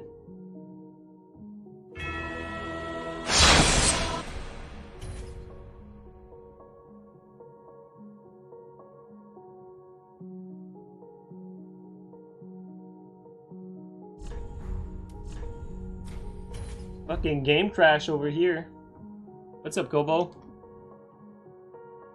Do you use claw grip when switching ring and while running? Yeah, that's a good question. Yeah, so what happens with my grip is that I will pretty much play, like when I'm playing, like right now, I have a normal grip, you know, index on the bumpers, the thumbs on the joysticks, and then when I go into my menu, my left hand is textbook claw grip, only my left hand, and then the right hand I have the index that goes over my thumb and controls the joystick, so different claw grip on my right hand, really.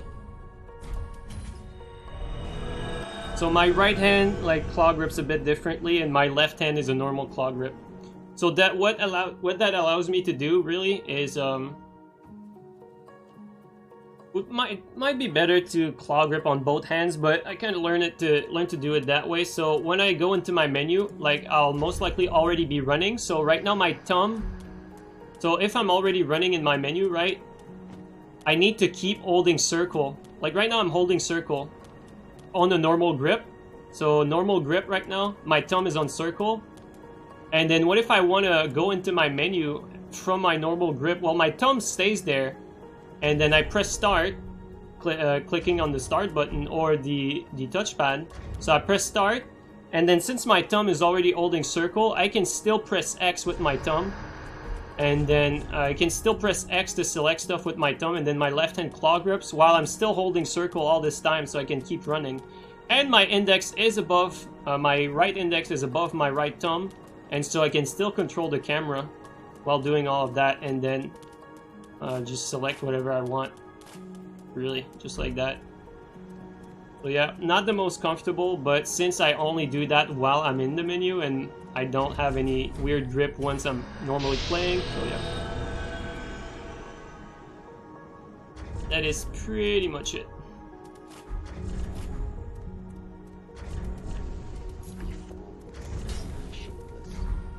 Seems like a pain. I mean, it's always a pain to learn a new way that you're not comfortable, but once you get used to it. Although, to be fair, sometimes it's just better to learn the right way, and I think the right way to go about this is the actual claw grip, where you have your hand sort of a bit above your controller. Like, an actual claw grip is probably better than whatever I have going.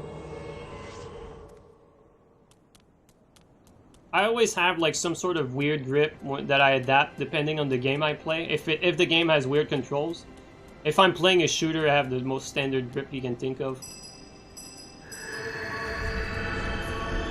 But you have to go with something that feels natural to you. Oh, it's unfortunate. I'm in like just after our team got killed here. We got relics. There's a Murky on their side, a Gundyr, and an Ultra. Oh, that's bad. Okay, Relix went the other way, but that's fine. We can separate the gank like this.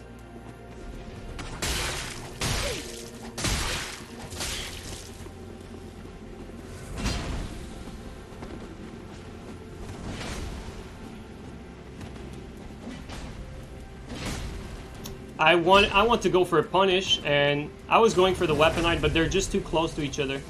It would be stupid to engage on in a weapon art while they're so close to each other like that.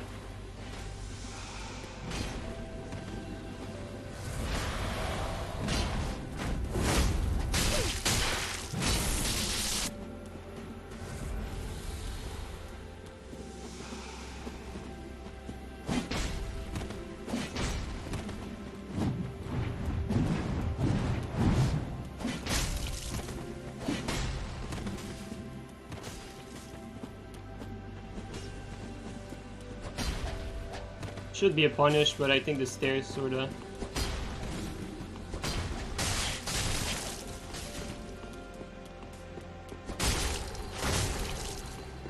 It's gonna swap.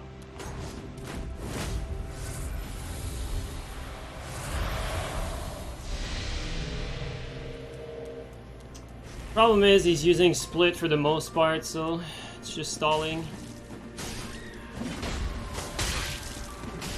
There we go, one of them is dead. Perfect.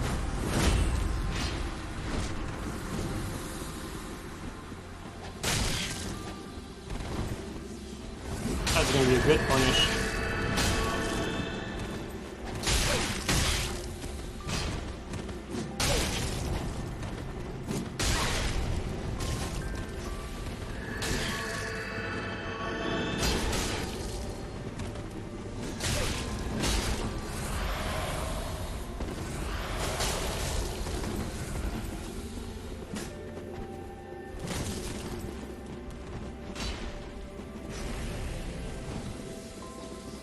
Careful about the Gundyr.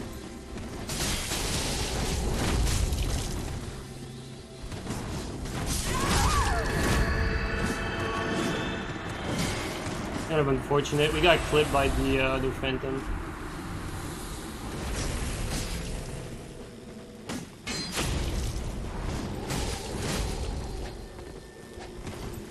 Oh, that parry coming.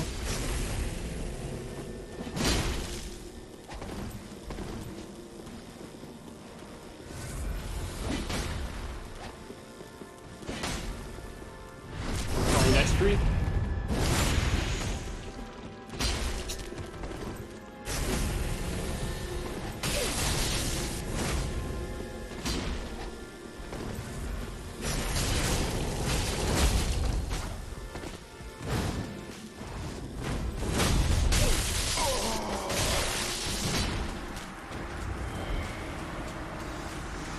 There was not a lot of pressure on that guy, to be honest. He did not need to go for that parry. That was just plain stupid.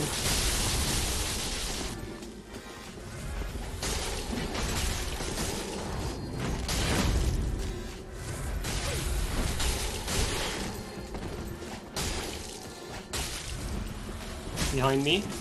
Oh, yeah, coming.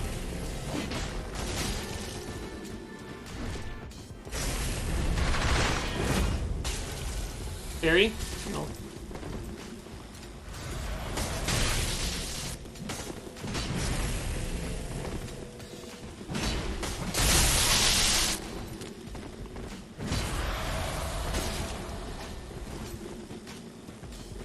Okay, should be a kill here.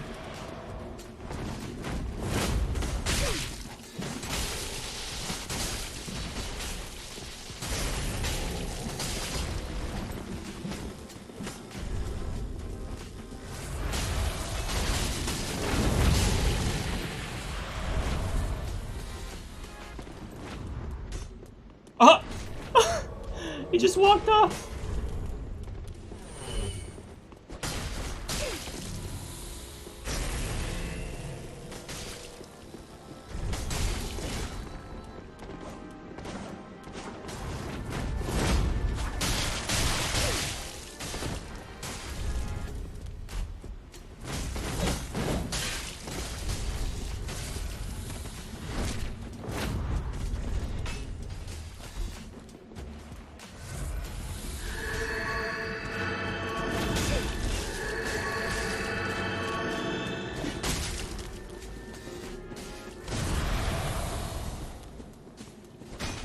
Oh wow, that's definitely a good break.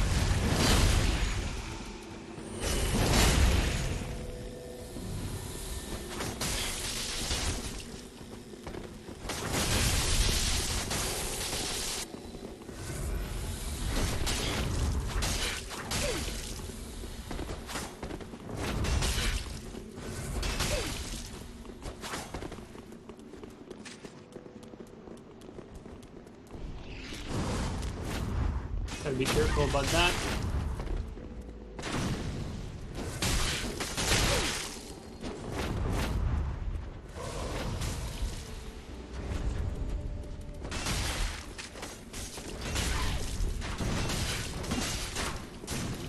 Wow, no hit there.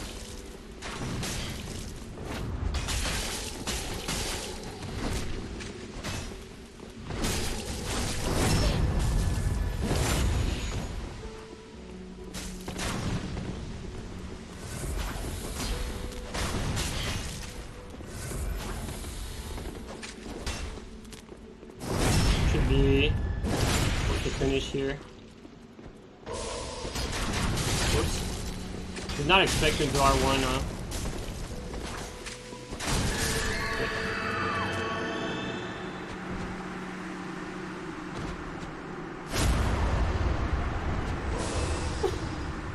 Good guys. We got the whole crew in here. We had fucking Cat and Baby Turtle. And we were fighting against Minhard, like everyone from chat. Good game, guys.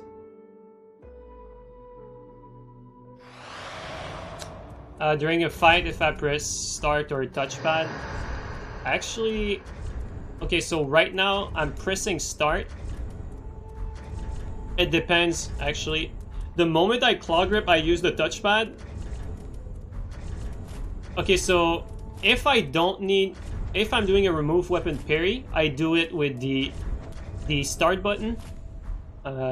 If I don't need to move the camera and use my weird grip, I use the start button, but the moment I use my weird grip, I use the touchpad. So I didn't really notice, but yeah, that's how I do it, I guess. Chat disappeared. Yeah, it does that sometimes. It's weird. I don't really know what causes it.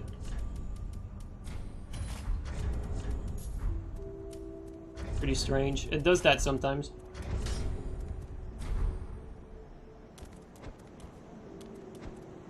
Never use start button. Yeah, I use both. So if I'm just using the normal grip, I press the just start, and if I'm using my weird grip on the right side, I'll use the touchpad. I feel like it's easier to do remove weapon parry on PS4 controller than it is on PS5 because the start button is smaller and it's a bit more firm, so it's a bit harder to do. I tend to miss my remove weapon parry a lot more since I got the PS5, since I started playing on PS5.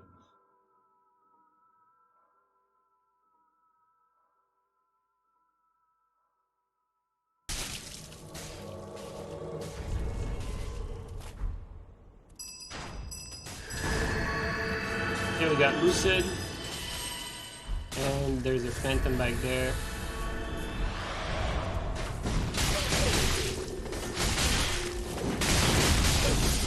I mean, shit.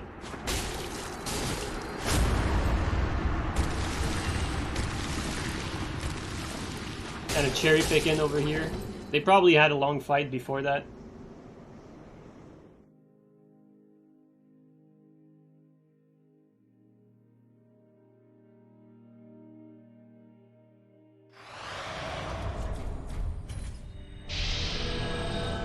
Are those the shooter from before? I don't actually know.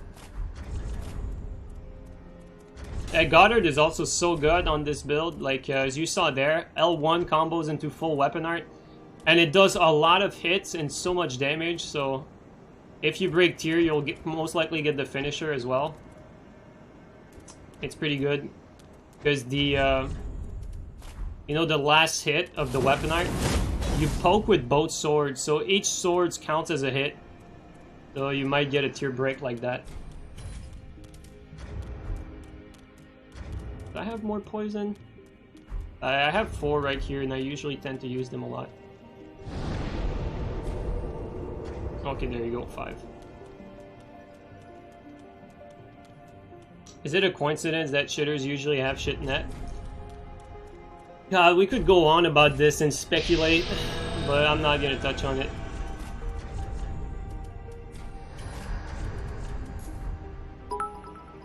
That's 2 beans and you want them. Thank you so much, Brad. Really appreciate that. I think it would be boring because you'd just be hearing me eat beans. Like, it would not be the same as in Dante. And Dante really made that money move with the bean for the subs. That's super smart. I really dig that decision from Dante. Really good business decision.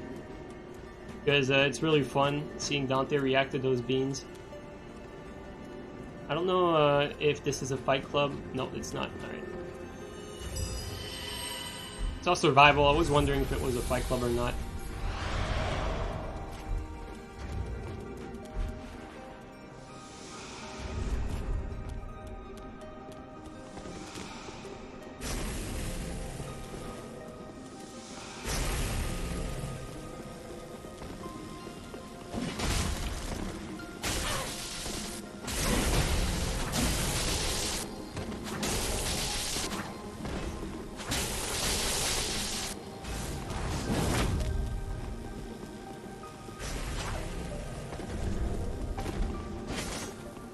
Careful not to get plunged myself.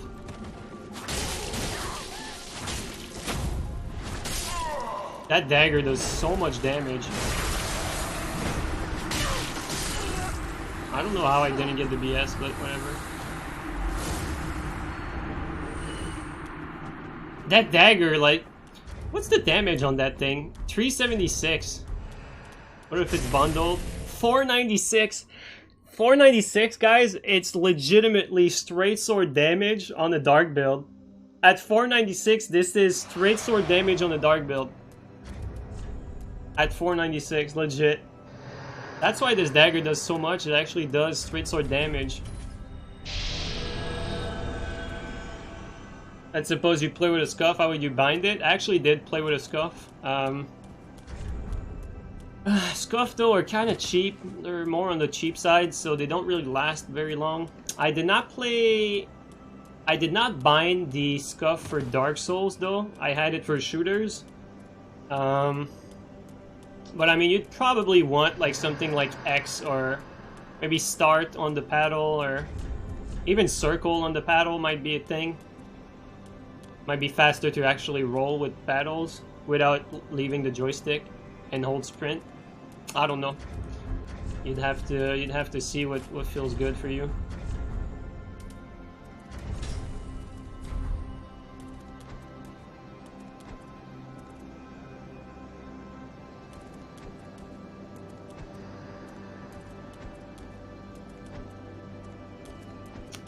Yeah, if you guys want to see the build real quick, here you go.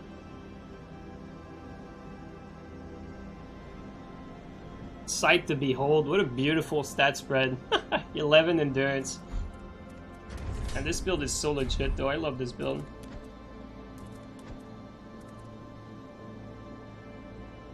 Just get 3 thumbs like the rest of us. Exactly.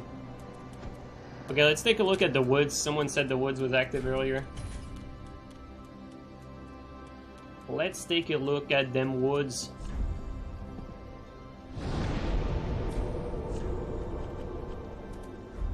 I love me some woods invasions.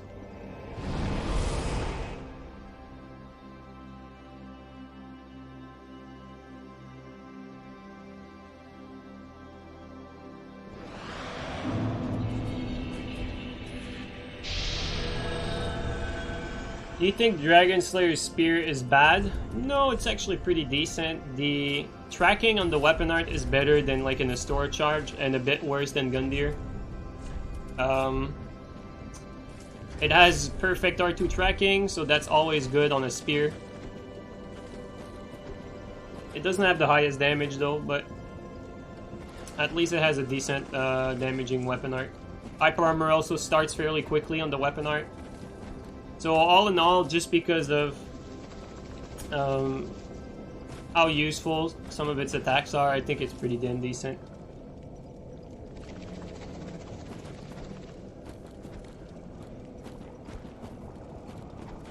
Can barely survive with 25 N. Well, the thing with 11 endurance is that, you know, I played with every single like endurance breakpoint. I won tournaments at 26 endurance. I won tourneys at 40 endurance. I won tourneys at 34 endurance, at 30 endurance. And I played a lot with this 11 endurance thing. I actually played with my strength build that has Lido and Gundyr at 11 endurance. You know, I pretty much tried it all. And at the end of the day, stamina management beats all. If you can manage your stamina well, it's definitely, you can get away with it. But, I'm going to say huge but here. Having high stamina allows you to do things that you can't do otherwise, like chaining people for longer.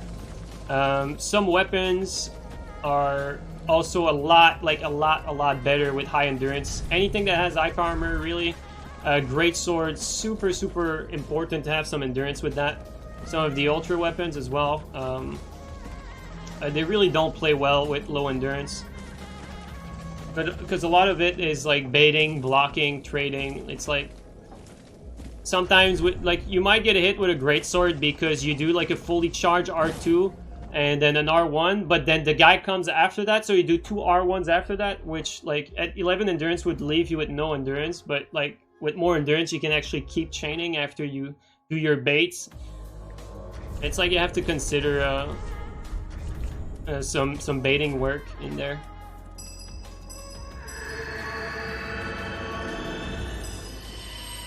But with small weapons like this build has, and 30% roll, it does not cost a lot of stam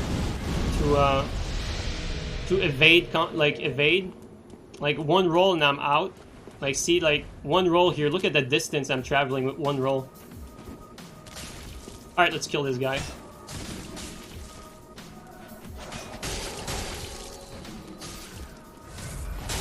Should be poisoned in one more.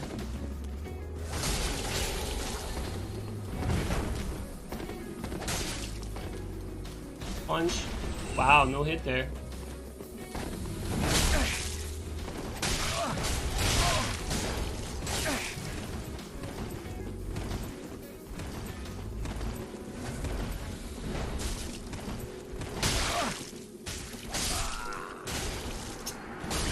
Telling you guys. I see there. I kept pressure the entire time on this dude, even though I have 11 endurance. Look at how little stamina this consumes, though. It's so little. So it does not affect me too much on a build like this. Look at that stamina cost. It's so damn low. Let's compare it with Claymore. Look at that. It's a lot bigger. Let's actually check. 1, 2, 3, 4. Almost only 3 hits, but 4 hits. What about this? 1, 2, 3, 4, 5, 6. So 2 more hits. Big difference.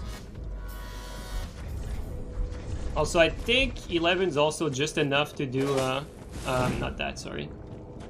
What is it? Running L1 into R1, this and this, and I still have a bit left for a roll catch afterward. What's your opinion on Chlorine Ring? Chlorine Ring is very, very underrated, especially in invasions.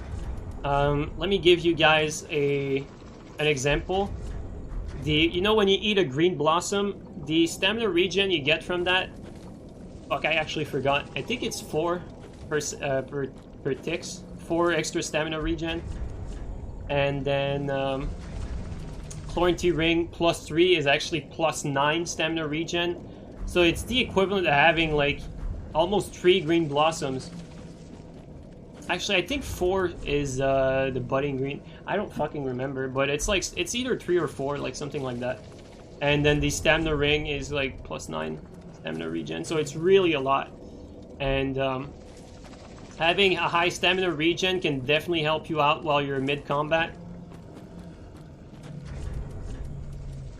Like, you know, you run, you stop to do something, your stamina is always at full. Because the regen's so fast.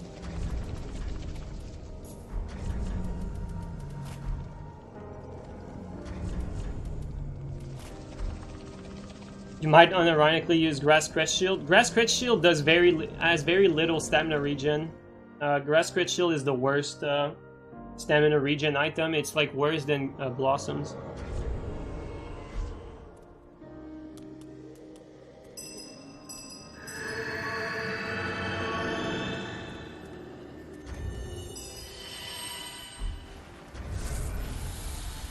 To me personally, I think that empty offense suits my playstyle the most, since I do a lot of since I do a lot of remove weapon parry and swapping to weapon art. Since I do a lot of these, like offhand weapon suits me pretty well. But it's not the case for everyone. For most people, having regen is going to be better. This guy is going to do a lot of damage. Let's mitigate that. There you go.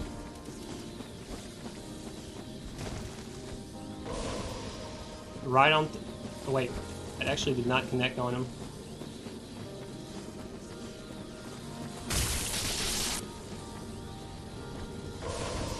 Did that hit? No, that did not hit either. He's probably going to do a fuckload of damage because I'm pretty squishy. I'm extra careful here.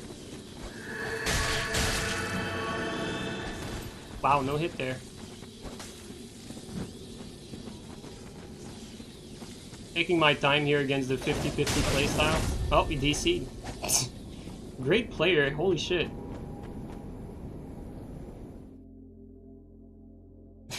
The fuck, man.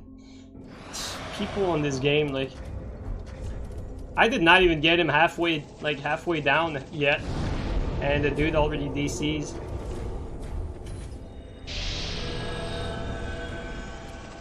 People are weird, like, they probably thought I was too passive, but at the same time, you know, parry tool out, throwing a bunch of parries, he's kind of forcing me to play that way. So, I mean, if you want people to be aggressive like that, you need to kind of do your hand of the bargain, sorry. I mean, I don't have anything against, you know, any setup, don't get me wrong, but I will play accordingly to what setup my opponent is using. If aggressing against a setup is stupid, I'm not gonna aggress mindlessly.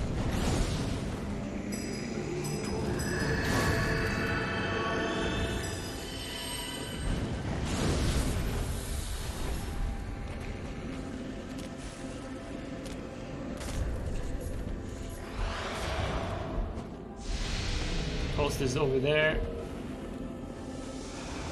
Let's piece out that host.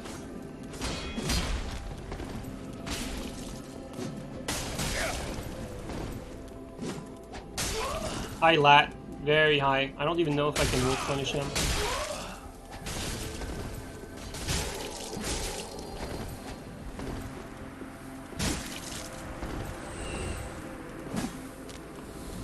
Is the Phantom alive? Yeah, Phantom is alive. Okay, no hit. Interesting. Okay.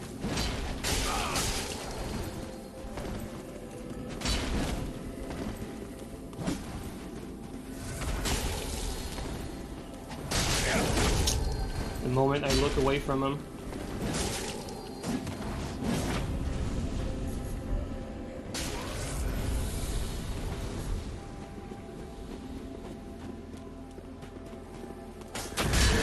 Good lord, that is very unpredictable.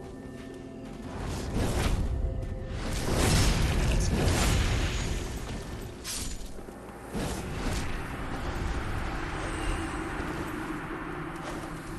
Okay, what do you have in your offhand? Okay, he escaped that true combo.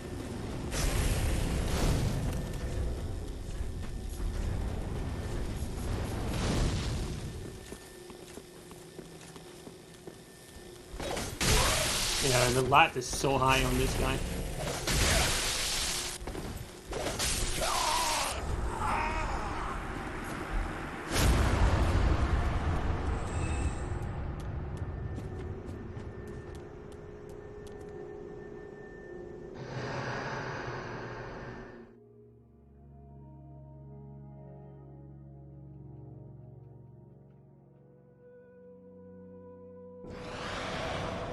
Invasions are slow for you today? Not for me. We've had a lot of action, especially compared to yesterday. Invasions have been pretty steady today.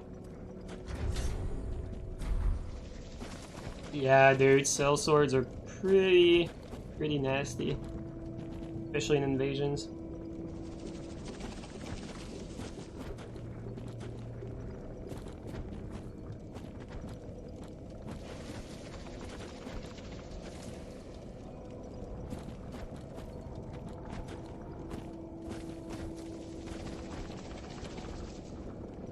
DMB Sellsword. I'm gonna be honest here, Capper. My Sellswords do more than DMB Sellswords, so.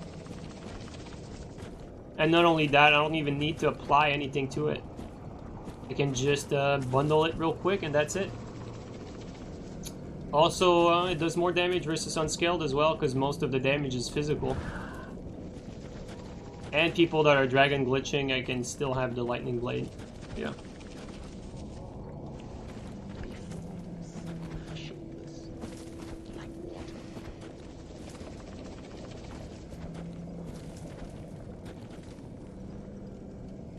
What AR bundled? No, bundle. Okay, so bundle by default add 120 AR. If you have the sword ring, it's 132. So you had that on top of your physical AR, which is absolutely amazing. While when your physical AR is pretty much greatsword damage with any small weapon you're using, it's quite scary. Yeah, I mean, if you obviously Tomo, if you go down that path, obviously the more stats you have, the higher the damage. That's for sure. But okay, let's try to mix it up a little bit. Is Blessed Weapon worth using on an 80 dex build? I actually considered it, a Lizard. I think it is worth it, but at the same time, the damage on Blessed Weapon is always, no matter which build you're on, it's always similar to bundle damage. So it's not really worth it in that sense. You're never... Unless maybe if you're dueling and you don't plan on switching weapon, that extra bit of regen is helpful on Blessed Weapon, because Blessed Weapon counts as an extra regen. So if you're dueling, it actually is worth it, but for invasions, just because of the little amount of time it takes to buff it, and it does slightly less, I believe, than bundles, it's not as good.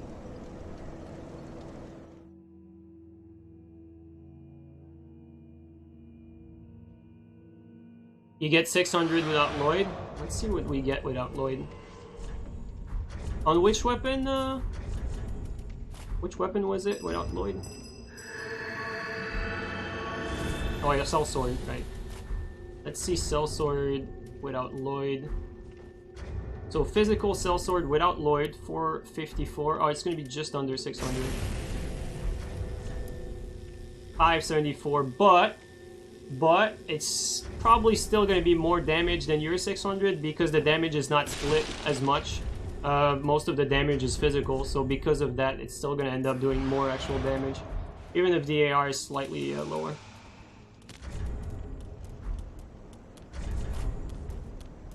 Hello, you. Wow, I actually never used that second R2.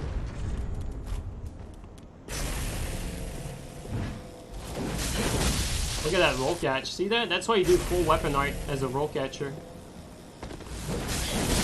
Again, roll catch. Almost there. Since he has high lat and is obviously a parry god, I'm going for a safe plays here.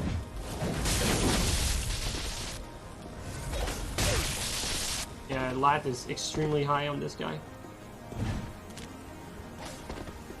Supposed to be a BS grab, but whatever.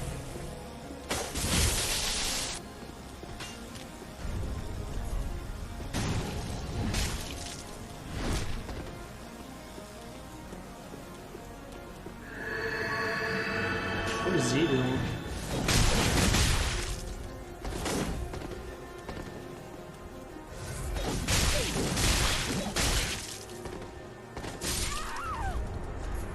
The reason why we can't be as aggressive against this dude is because the latency is too high. Every time he does an attack, we risk getting parried if we whiff punish it, which is not a thing on Good Connection. That does not exist. On Good Connection, if you whiff, you have, like, the opponent can punish it safely. You don't have to worry about parries or anything like that, but the higher the latency, the more you have to worry about these things. And after a certain latency, you can't even punish rolls, because they can parry after rolls. So, bad players have a way out by just whiffing as much as they want, and every time they whiff, you're at risk if you try to whiff punish of getting parried. So, really, latency really completely destroys whatever skill there is in this game. That's why bad players are able to do decent on high latency. Because it just, you know, nothing matters anymore. You can do as many mistakes as you want, and you won't get punished for it. I think the game really changes.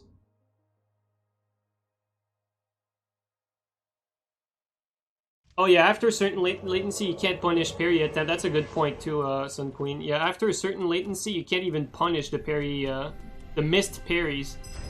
So that's why you see a lot of very latent players just spam parry, because they can't get away with it. Because their latency allows them to do that.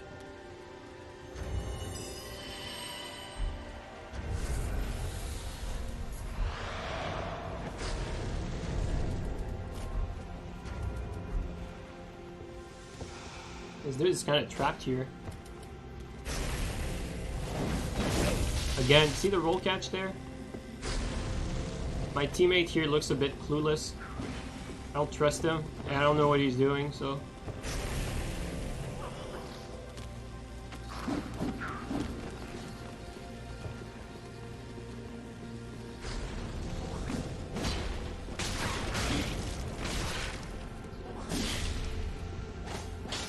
Oh wow, he actually went through that. Actually, like, see there, I tried to remove weapon parry, but like I said earlier, the PS5 controller makes it harder to pull it off. This guy, like the red, is making it so much more of a pain to kill the host. Like, if this red wasn't there, like, yeah, we would kill the host a lot easier.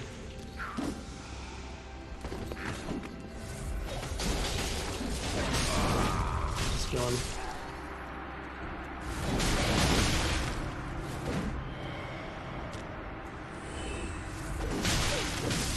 There we go.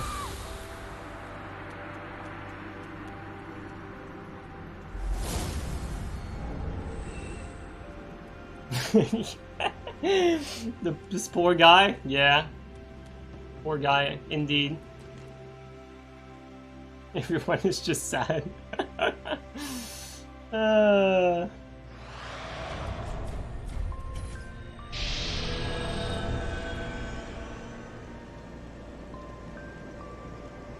He's a content creator, really, Dashing?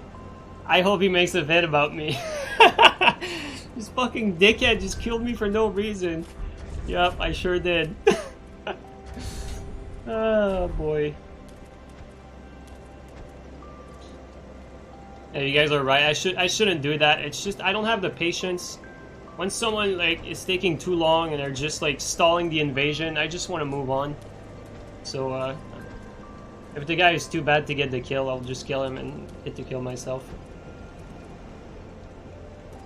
Like, not to offend like the red, but I think at his level, I mean, he can play at meta if he wants, like if he wants to get better or whatever. But I think when you're at this level, it's probably better to invade at lower levels. That's what it's for, really. You invade at lower level if you want a more measured experience.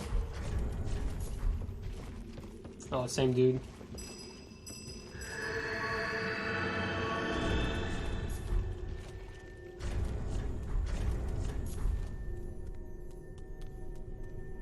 But again, if the dude wants to get better and invade at meta, like, all power to him. But he might actually encounter dickheads like me who will just not have the patience to deal with the waste of time he's bringing with him.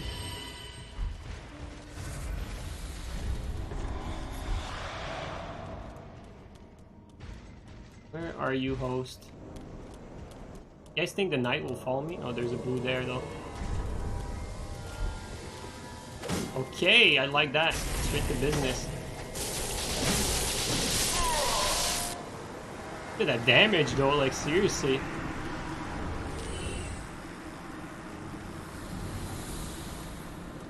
guys think the guy went up? No, he did not. Could be here, though.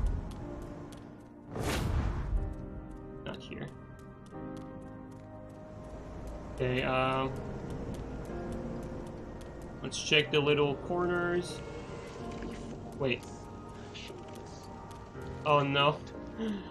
It's the poor guy again that I killed.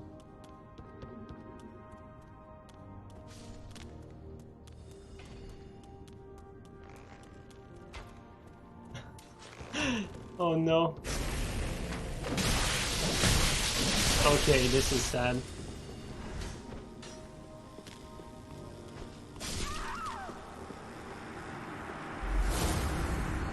He's not even attacking me.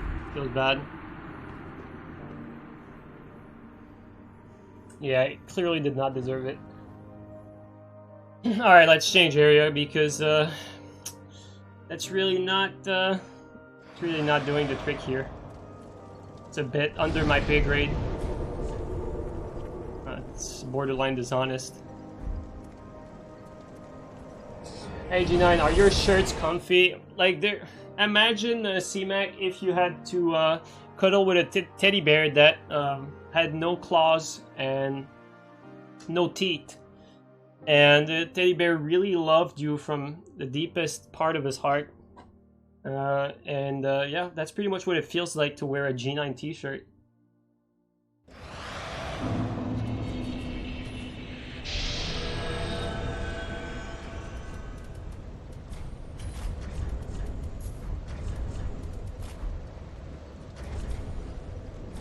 Perfect response, yeah.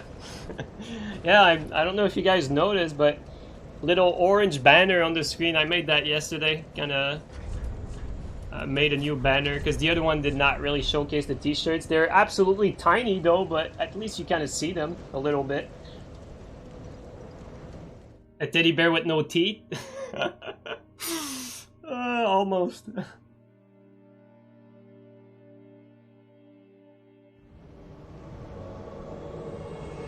Waiting for the stock dunk pipe plushie. Hey, Scorched Knight though. Thank you so much for the raid, Scorched Knight. Much appreciated, man. What's up, Scorch? Guys, by the way, if you're looking for some top quality Bloodborne content, Scorched Knight is your man. A really, really chill dude. Seriously, great content creator. I mean, if you have any interest in Bloodborne, it's an easy follow. Go check him out on Twitch. Go check him out on YouTube as well. But yep, Scorched Knight, really good content creator.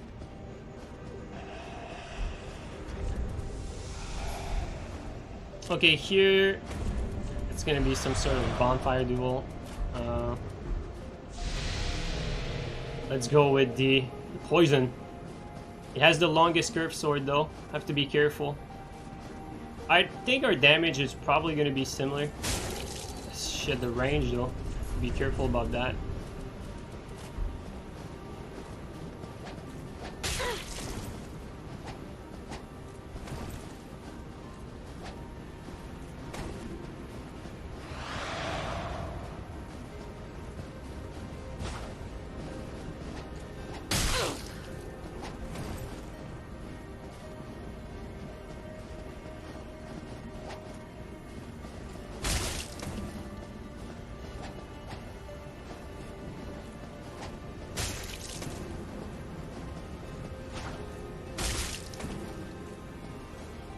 Gonna be very methodical here.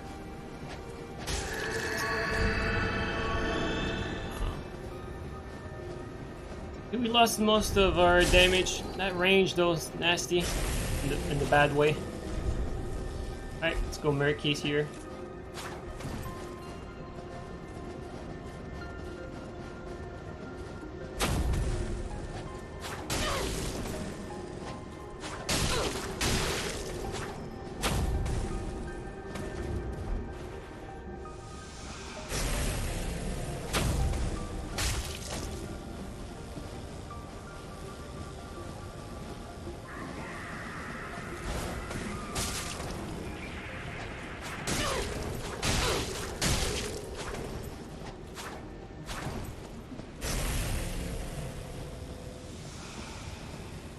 I have to be careful about the long ass running attacks from the latency.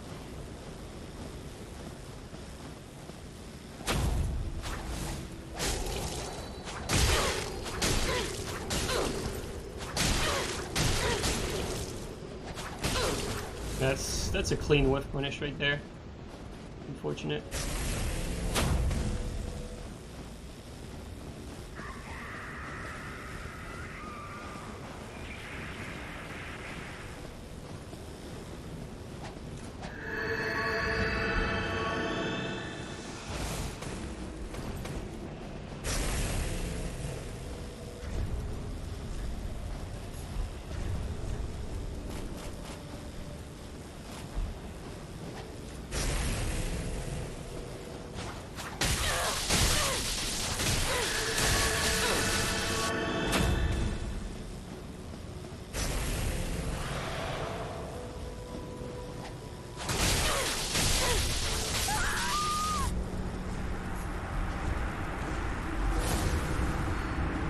Little PK Bonfire duel here.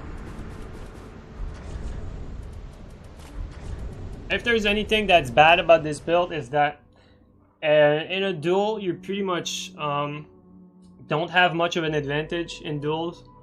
It's not a great dueling build because you're too squishy. If there's no healing involved, like the whole point of the build is to do a ton of damage and take a ton of damage. So in the long run, if you're better than your opponent, it's not going to serve you. If you're not as good as your opponent, it's going to serve you. But if you're better than your opponent, the more you can normalize a fight if you're better than your opponent, the more you'll win. So like the bigger the HP pool in a fight, the more likely you are to win every time. If you're the better player. But the less hit it takes to finish a fight, the more likely you are to get more chance at winning if you're not as good as your opponent. So that does include like going for parries or stuff that's very high damage. The trick is to be better than your opponent. Yeah, I mean, of course.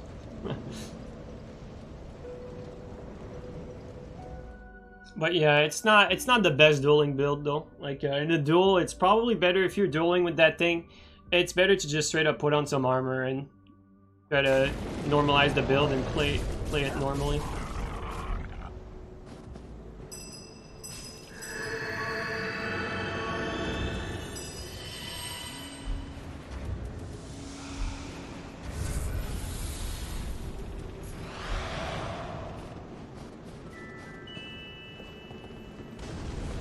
Are we gonna get plunged though?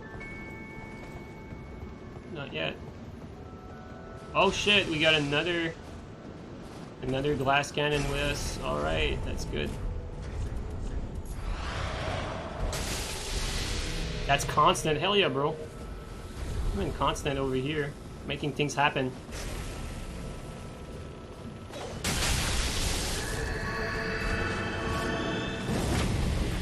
Oh, I saw a kill there, eh? I did see a kill there.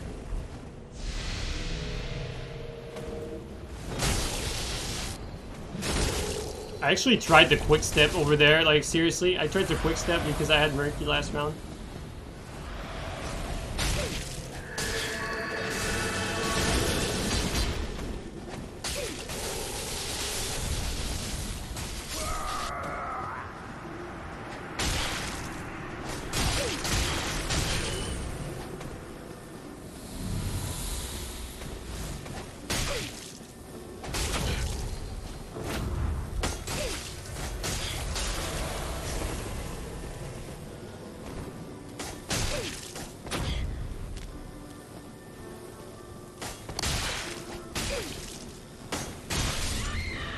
Easy. Too constant. Dude, we we look alike. I love it. Nice stick. Constant. Very nice stick you got there. Man, I just love fucking greatsword damage on a fast curve sword. That's absolutely stupid, honestly. That is downright stupid. Like, greatsword damage on this thing, like something as fast that poisons in 5 hits. Like, see, what the hell?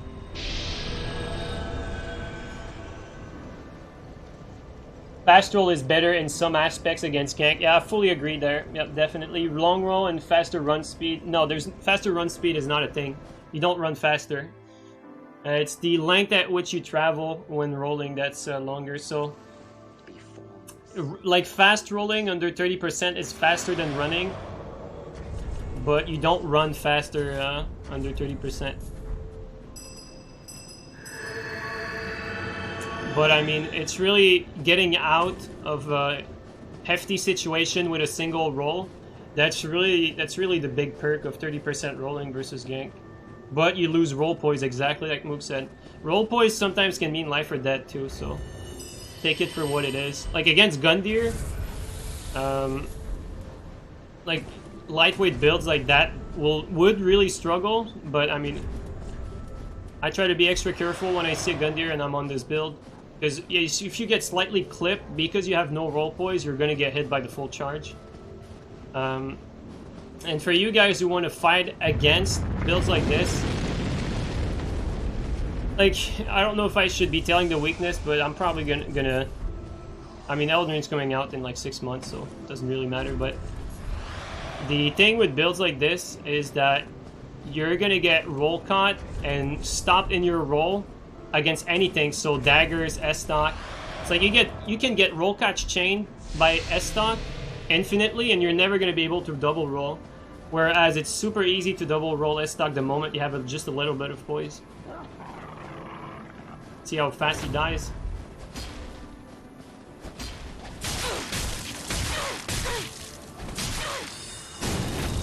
This save is real.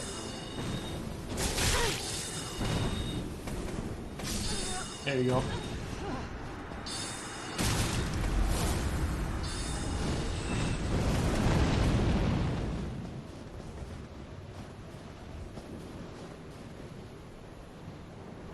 See there, poison. Poison coming in clutch. Poison getting the kill here. Very important kill. A 3v1 made easy just because we had the host separated just for just a bit of time.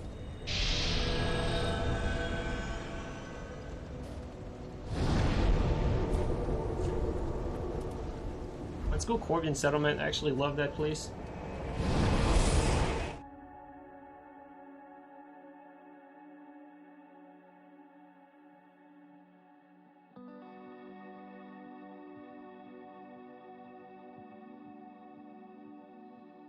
Wait, what? 30% roll has faster run speed than over-encumbered? It's more over-encumbered, has slower run speed than anything else. Like, 30% has the same run speed as 70%. So, nothing different there. The only thing that's faster is rolling. That's the only thing. And some things slightly change. Like, for instance, like say a rolling attack with like daggers and some other weapons come out like a frame or two faster at 30% roll, where if you're not 30% rolling, it doesn't come out as fast. It's like 2 frames slower. But yeah, other than that, it's you don't run faster on 30%. No, the animation is different, but you don't run faster. This has been tested like plenty of times. You don't even have to take my word for it. Just get you and your friend to run next to each other. You'll see.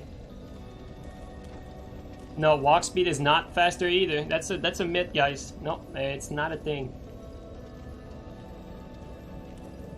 All the walk speed are the same except the over encumbered, where you're just a big potato. Might have missed it, but Ghost got partnered. No, I didn't miss it. I was there on the first night he got partnered. I congratulated him 3 times because he didn't see my message the first 2 times. But yeah, I am super happy. I mean, it's about time. Like, Ghost could have applied like so much earlier. It's like you get someone like Halloween that is so depressed that he cannot get partnered and he tried so hard, and then you get Ghost Hardware who does not even try for like a year where he could, and then the moment he does it, he gets it right away. I'm happy that both of them are partnered, but I mean, come on, Ghost could have done it a bit sooner. Like, everyone wants the best for Ghost Hardware, honestly. Just love the dude. Such a great guy. It brings you joy when people like that find success. And Dashing, because you're not very smart either, you were waiting for M to get partnered before getting affiliate. Like, what are you doing there? What is that all about? Why are you guys waiting like this? It makes no sense to me. Like, you're not cucking yourself or doing a favor to your friend or something. You're really just cucking your viewers so that it can get more emotes. That's really all it is. Because people like to watch your stuff and, you know, might as well give them some emotes with it.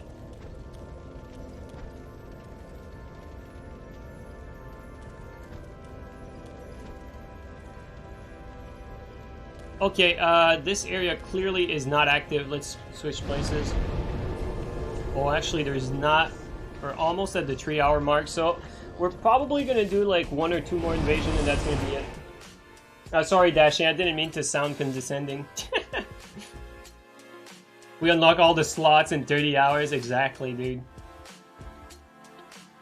Now, I mean the best for you too, though, Dashing. Don't get me wrong. There you go. See, like where were those beautiful emotes all this time, Dashing? We could have gotten them sooner. Alright, anyway, guys, please check out Dashing Saint on Twitch. Really, really, honestly, like, the sweetest voice ever. The dude is so appeasing, chill. I only have good things to say about Dashing. Really, like, seriously, dude is really amazing. Great person, great individual, great player as well. Very original with his builds. And yeah, I can say the same about Ghost Hardware. Like, I really love these guys. They're just amazing persons, and they just bring a lot to the community. They uplift the community. So yeah, please check out Dashing Saint and Ghost Hardware on Twitch, guys.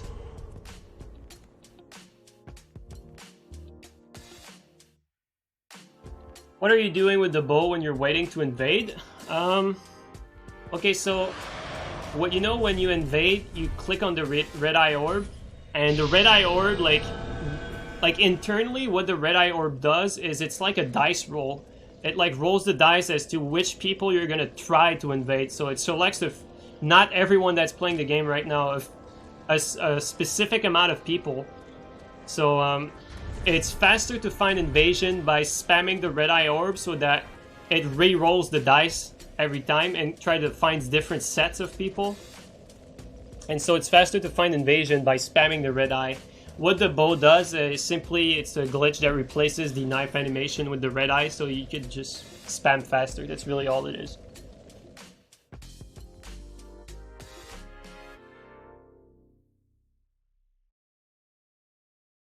Because the red eye animation is fairly slow.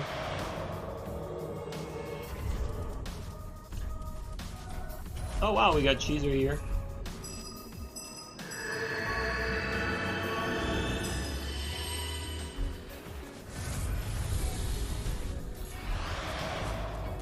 Let's see what Cheeser got.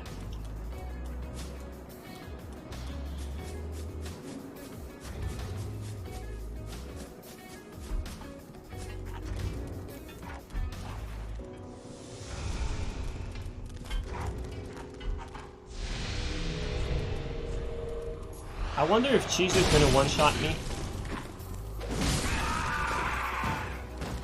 Gotta be careful about the stair spacing too.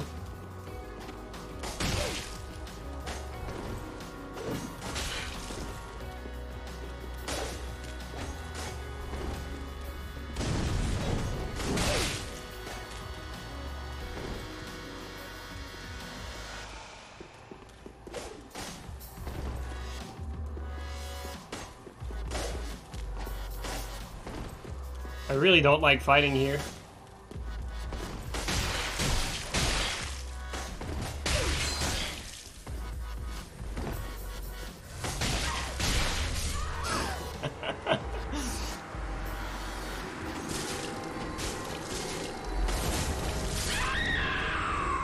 Sorry, Blue. Alright, let's get a last invasion, and that's gonna be it for today. Stream yesterday, stream today. Yesterday was so boring. Yesterday was actually like super dead, and then today it was fairly active, so. Poison tier kill always makes you laugh. I mean, it feels rewarding for some reason. It's like, you know the guy is dead, it's like Walking Dead. Like the guy is still up, standing, and alive, but he is 100% gonna die in the next second, so it's always cool to get a poison kill. Based Incarnate, thank you so much for the resub. 4 months, man. Really appreciate that. The pressure you can apply with that is scary, yeah. Or crazy, sorry, yeah. Okay. Shawnee Jetpack. Isn't that motion or something? I think that's motion. Or someone pretending to be motion, I forget.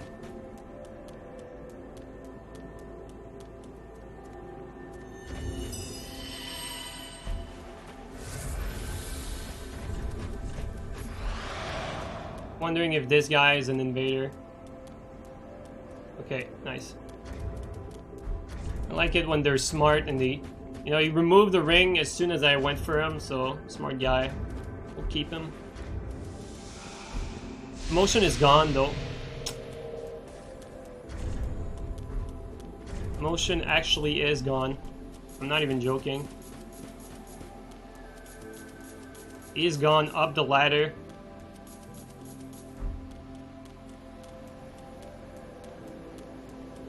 Are the archers dead? The archers are dead.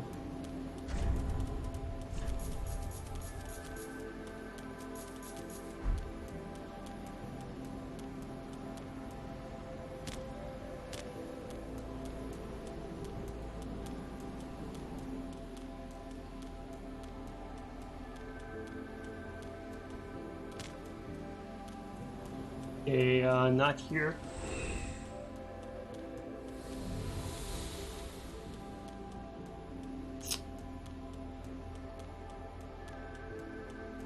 Maybe he did not go up the ladder yet.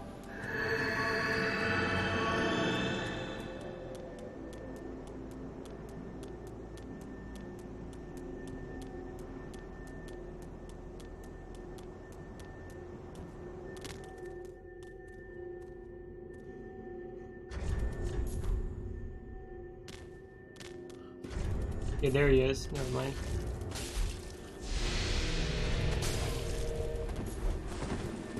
Oh, he has Murky now. He has evolved.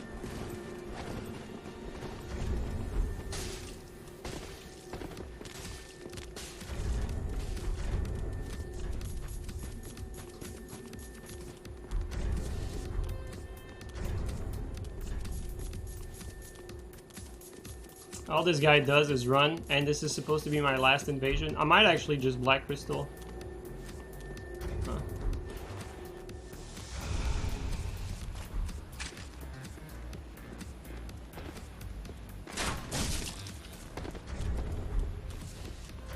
At least here we're keeping him in one spot.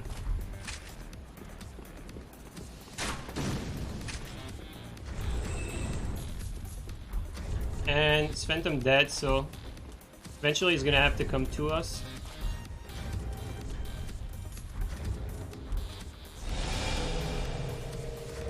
He's gonna get swarmed by a teammate that's gonna come in here. Or a blue. Wow, get saved by a blue now.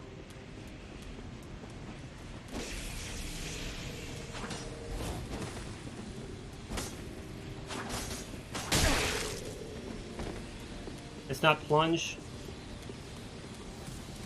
Right now my focus is to cut him off because he will definitely run past us if he gets a chance.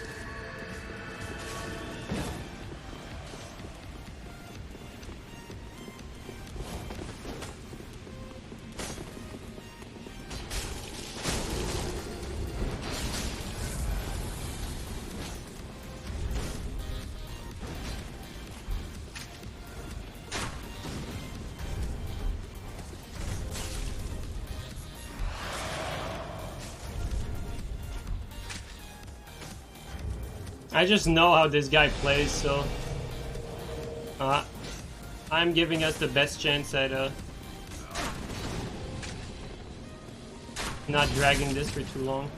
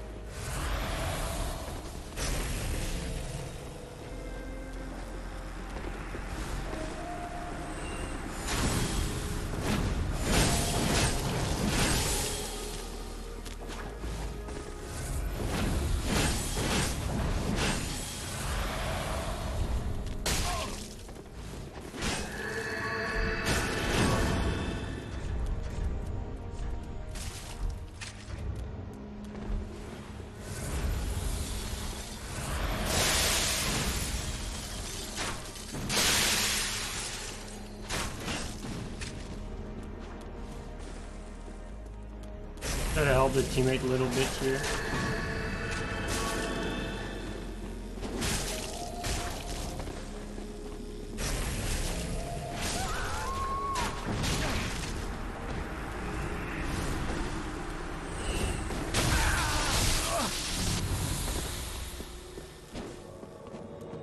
Amazing.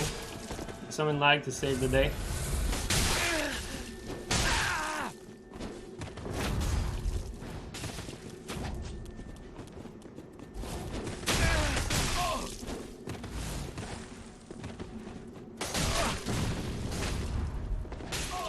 Nice hit though.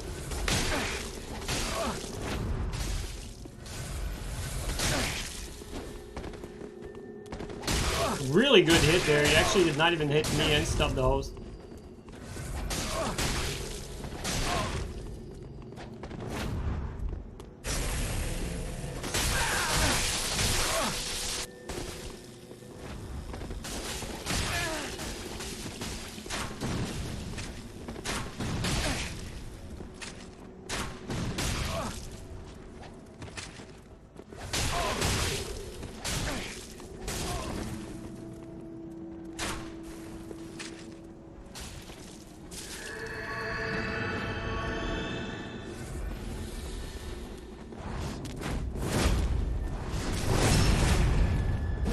Careful, Red.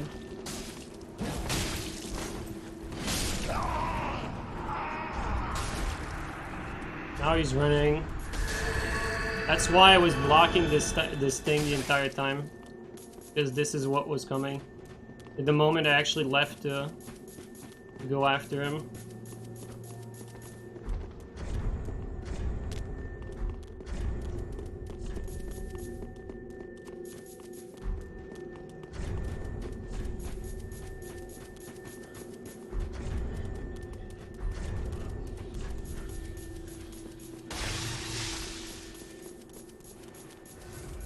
Nah, crossbow play is not about damage, it's about getting the stun for your teammate in invasion. It is about damage when you're dueling.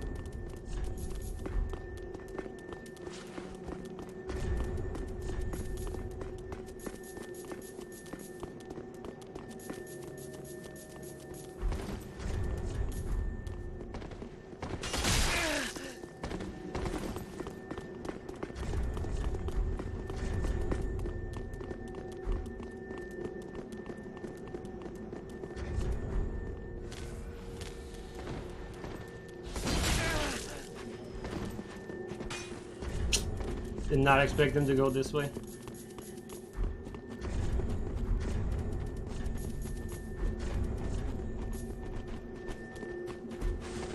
Okay.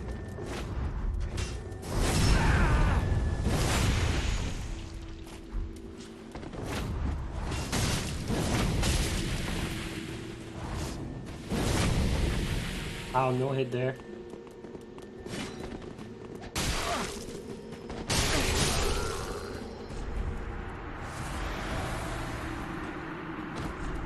Shit, guys. This guy, Casper, super well played. This Casper dude played really well. Alright, well, that's gonna be it for me today, guys. Not too bad. Going back with the DEX Glasscan and DEATHLESS on this one. We even got shitters, too. So, pretty good stream, actually. Well, guys, thanks everyone for coming by the stream again. I really appreciate that. This week I'm probably going to stream a bit more because I am actually low on content for the YouTube channel, so yeah, I'm going to need more clips. More clips of shitting on shitters, so can you link the build? Once the vids are going to be uploaded on YouTube, the links to my build is always in the description, so you always have access to that there.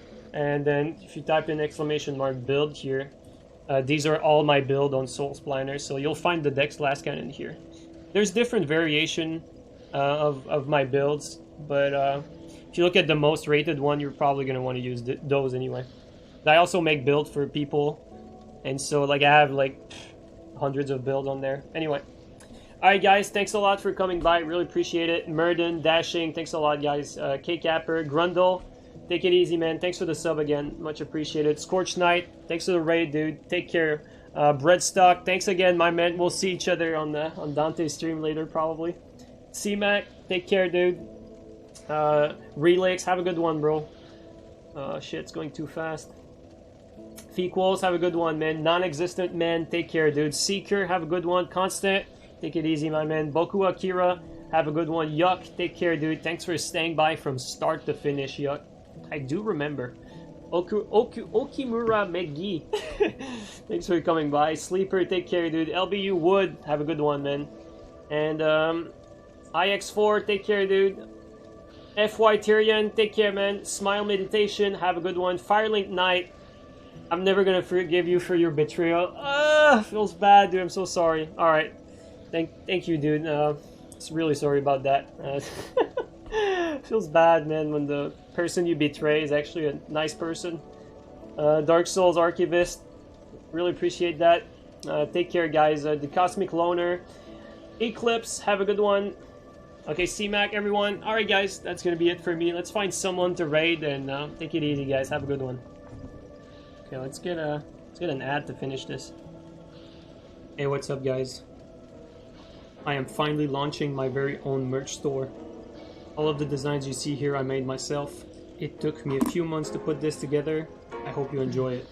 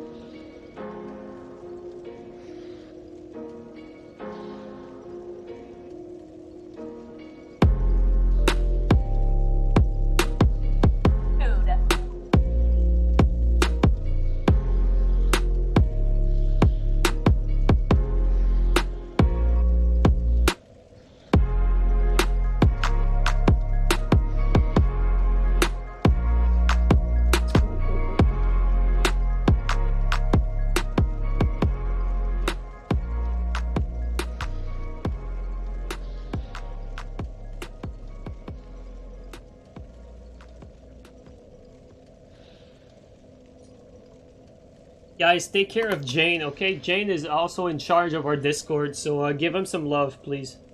Alright, take care, guys.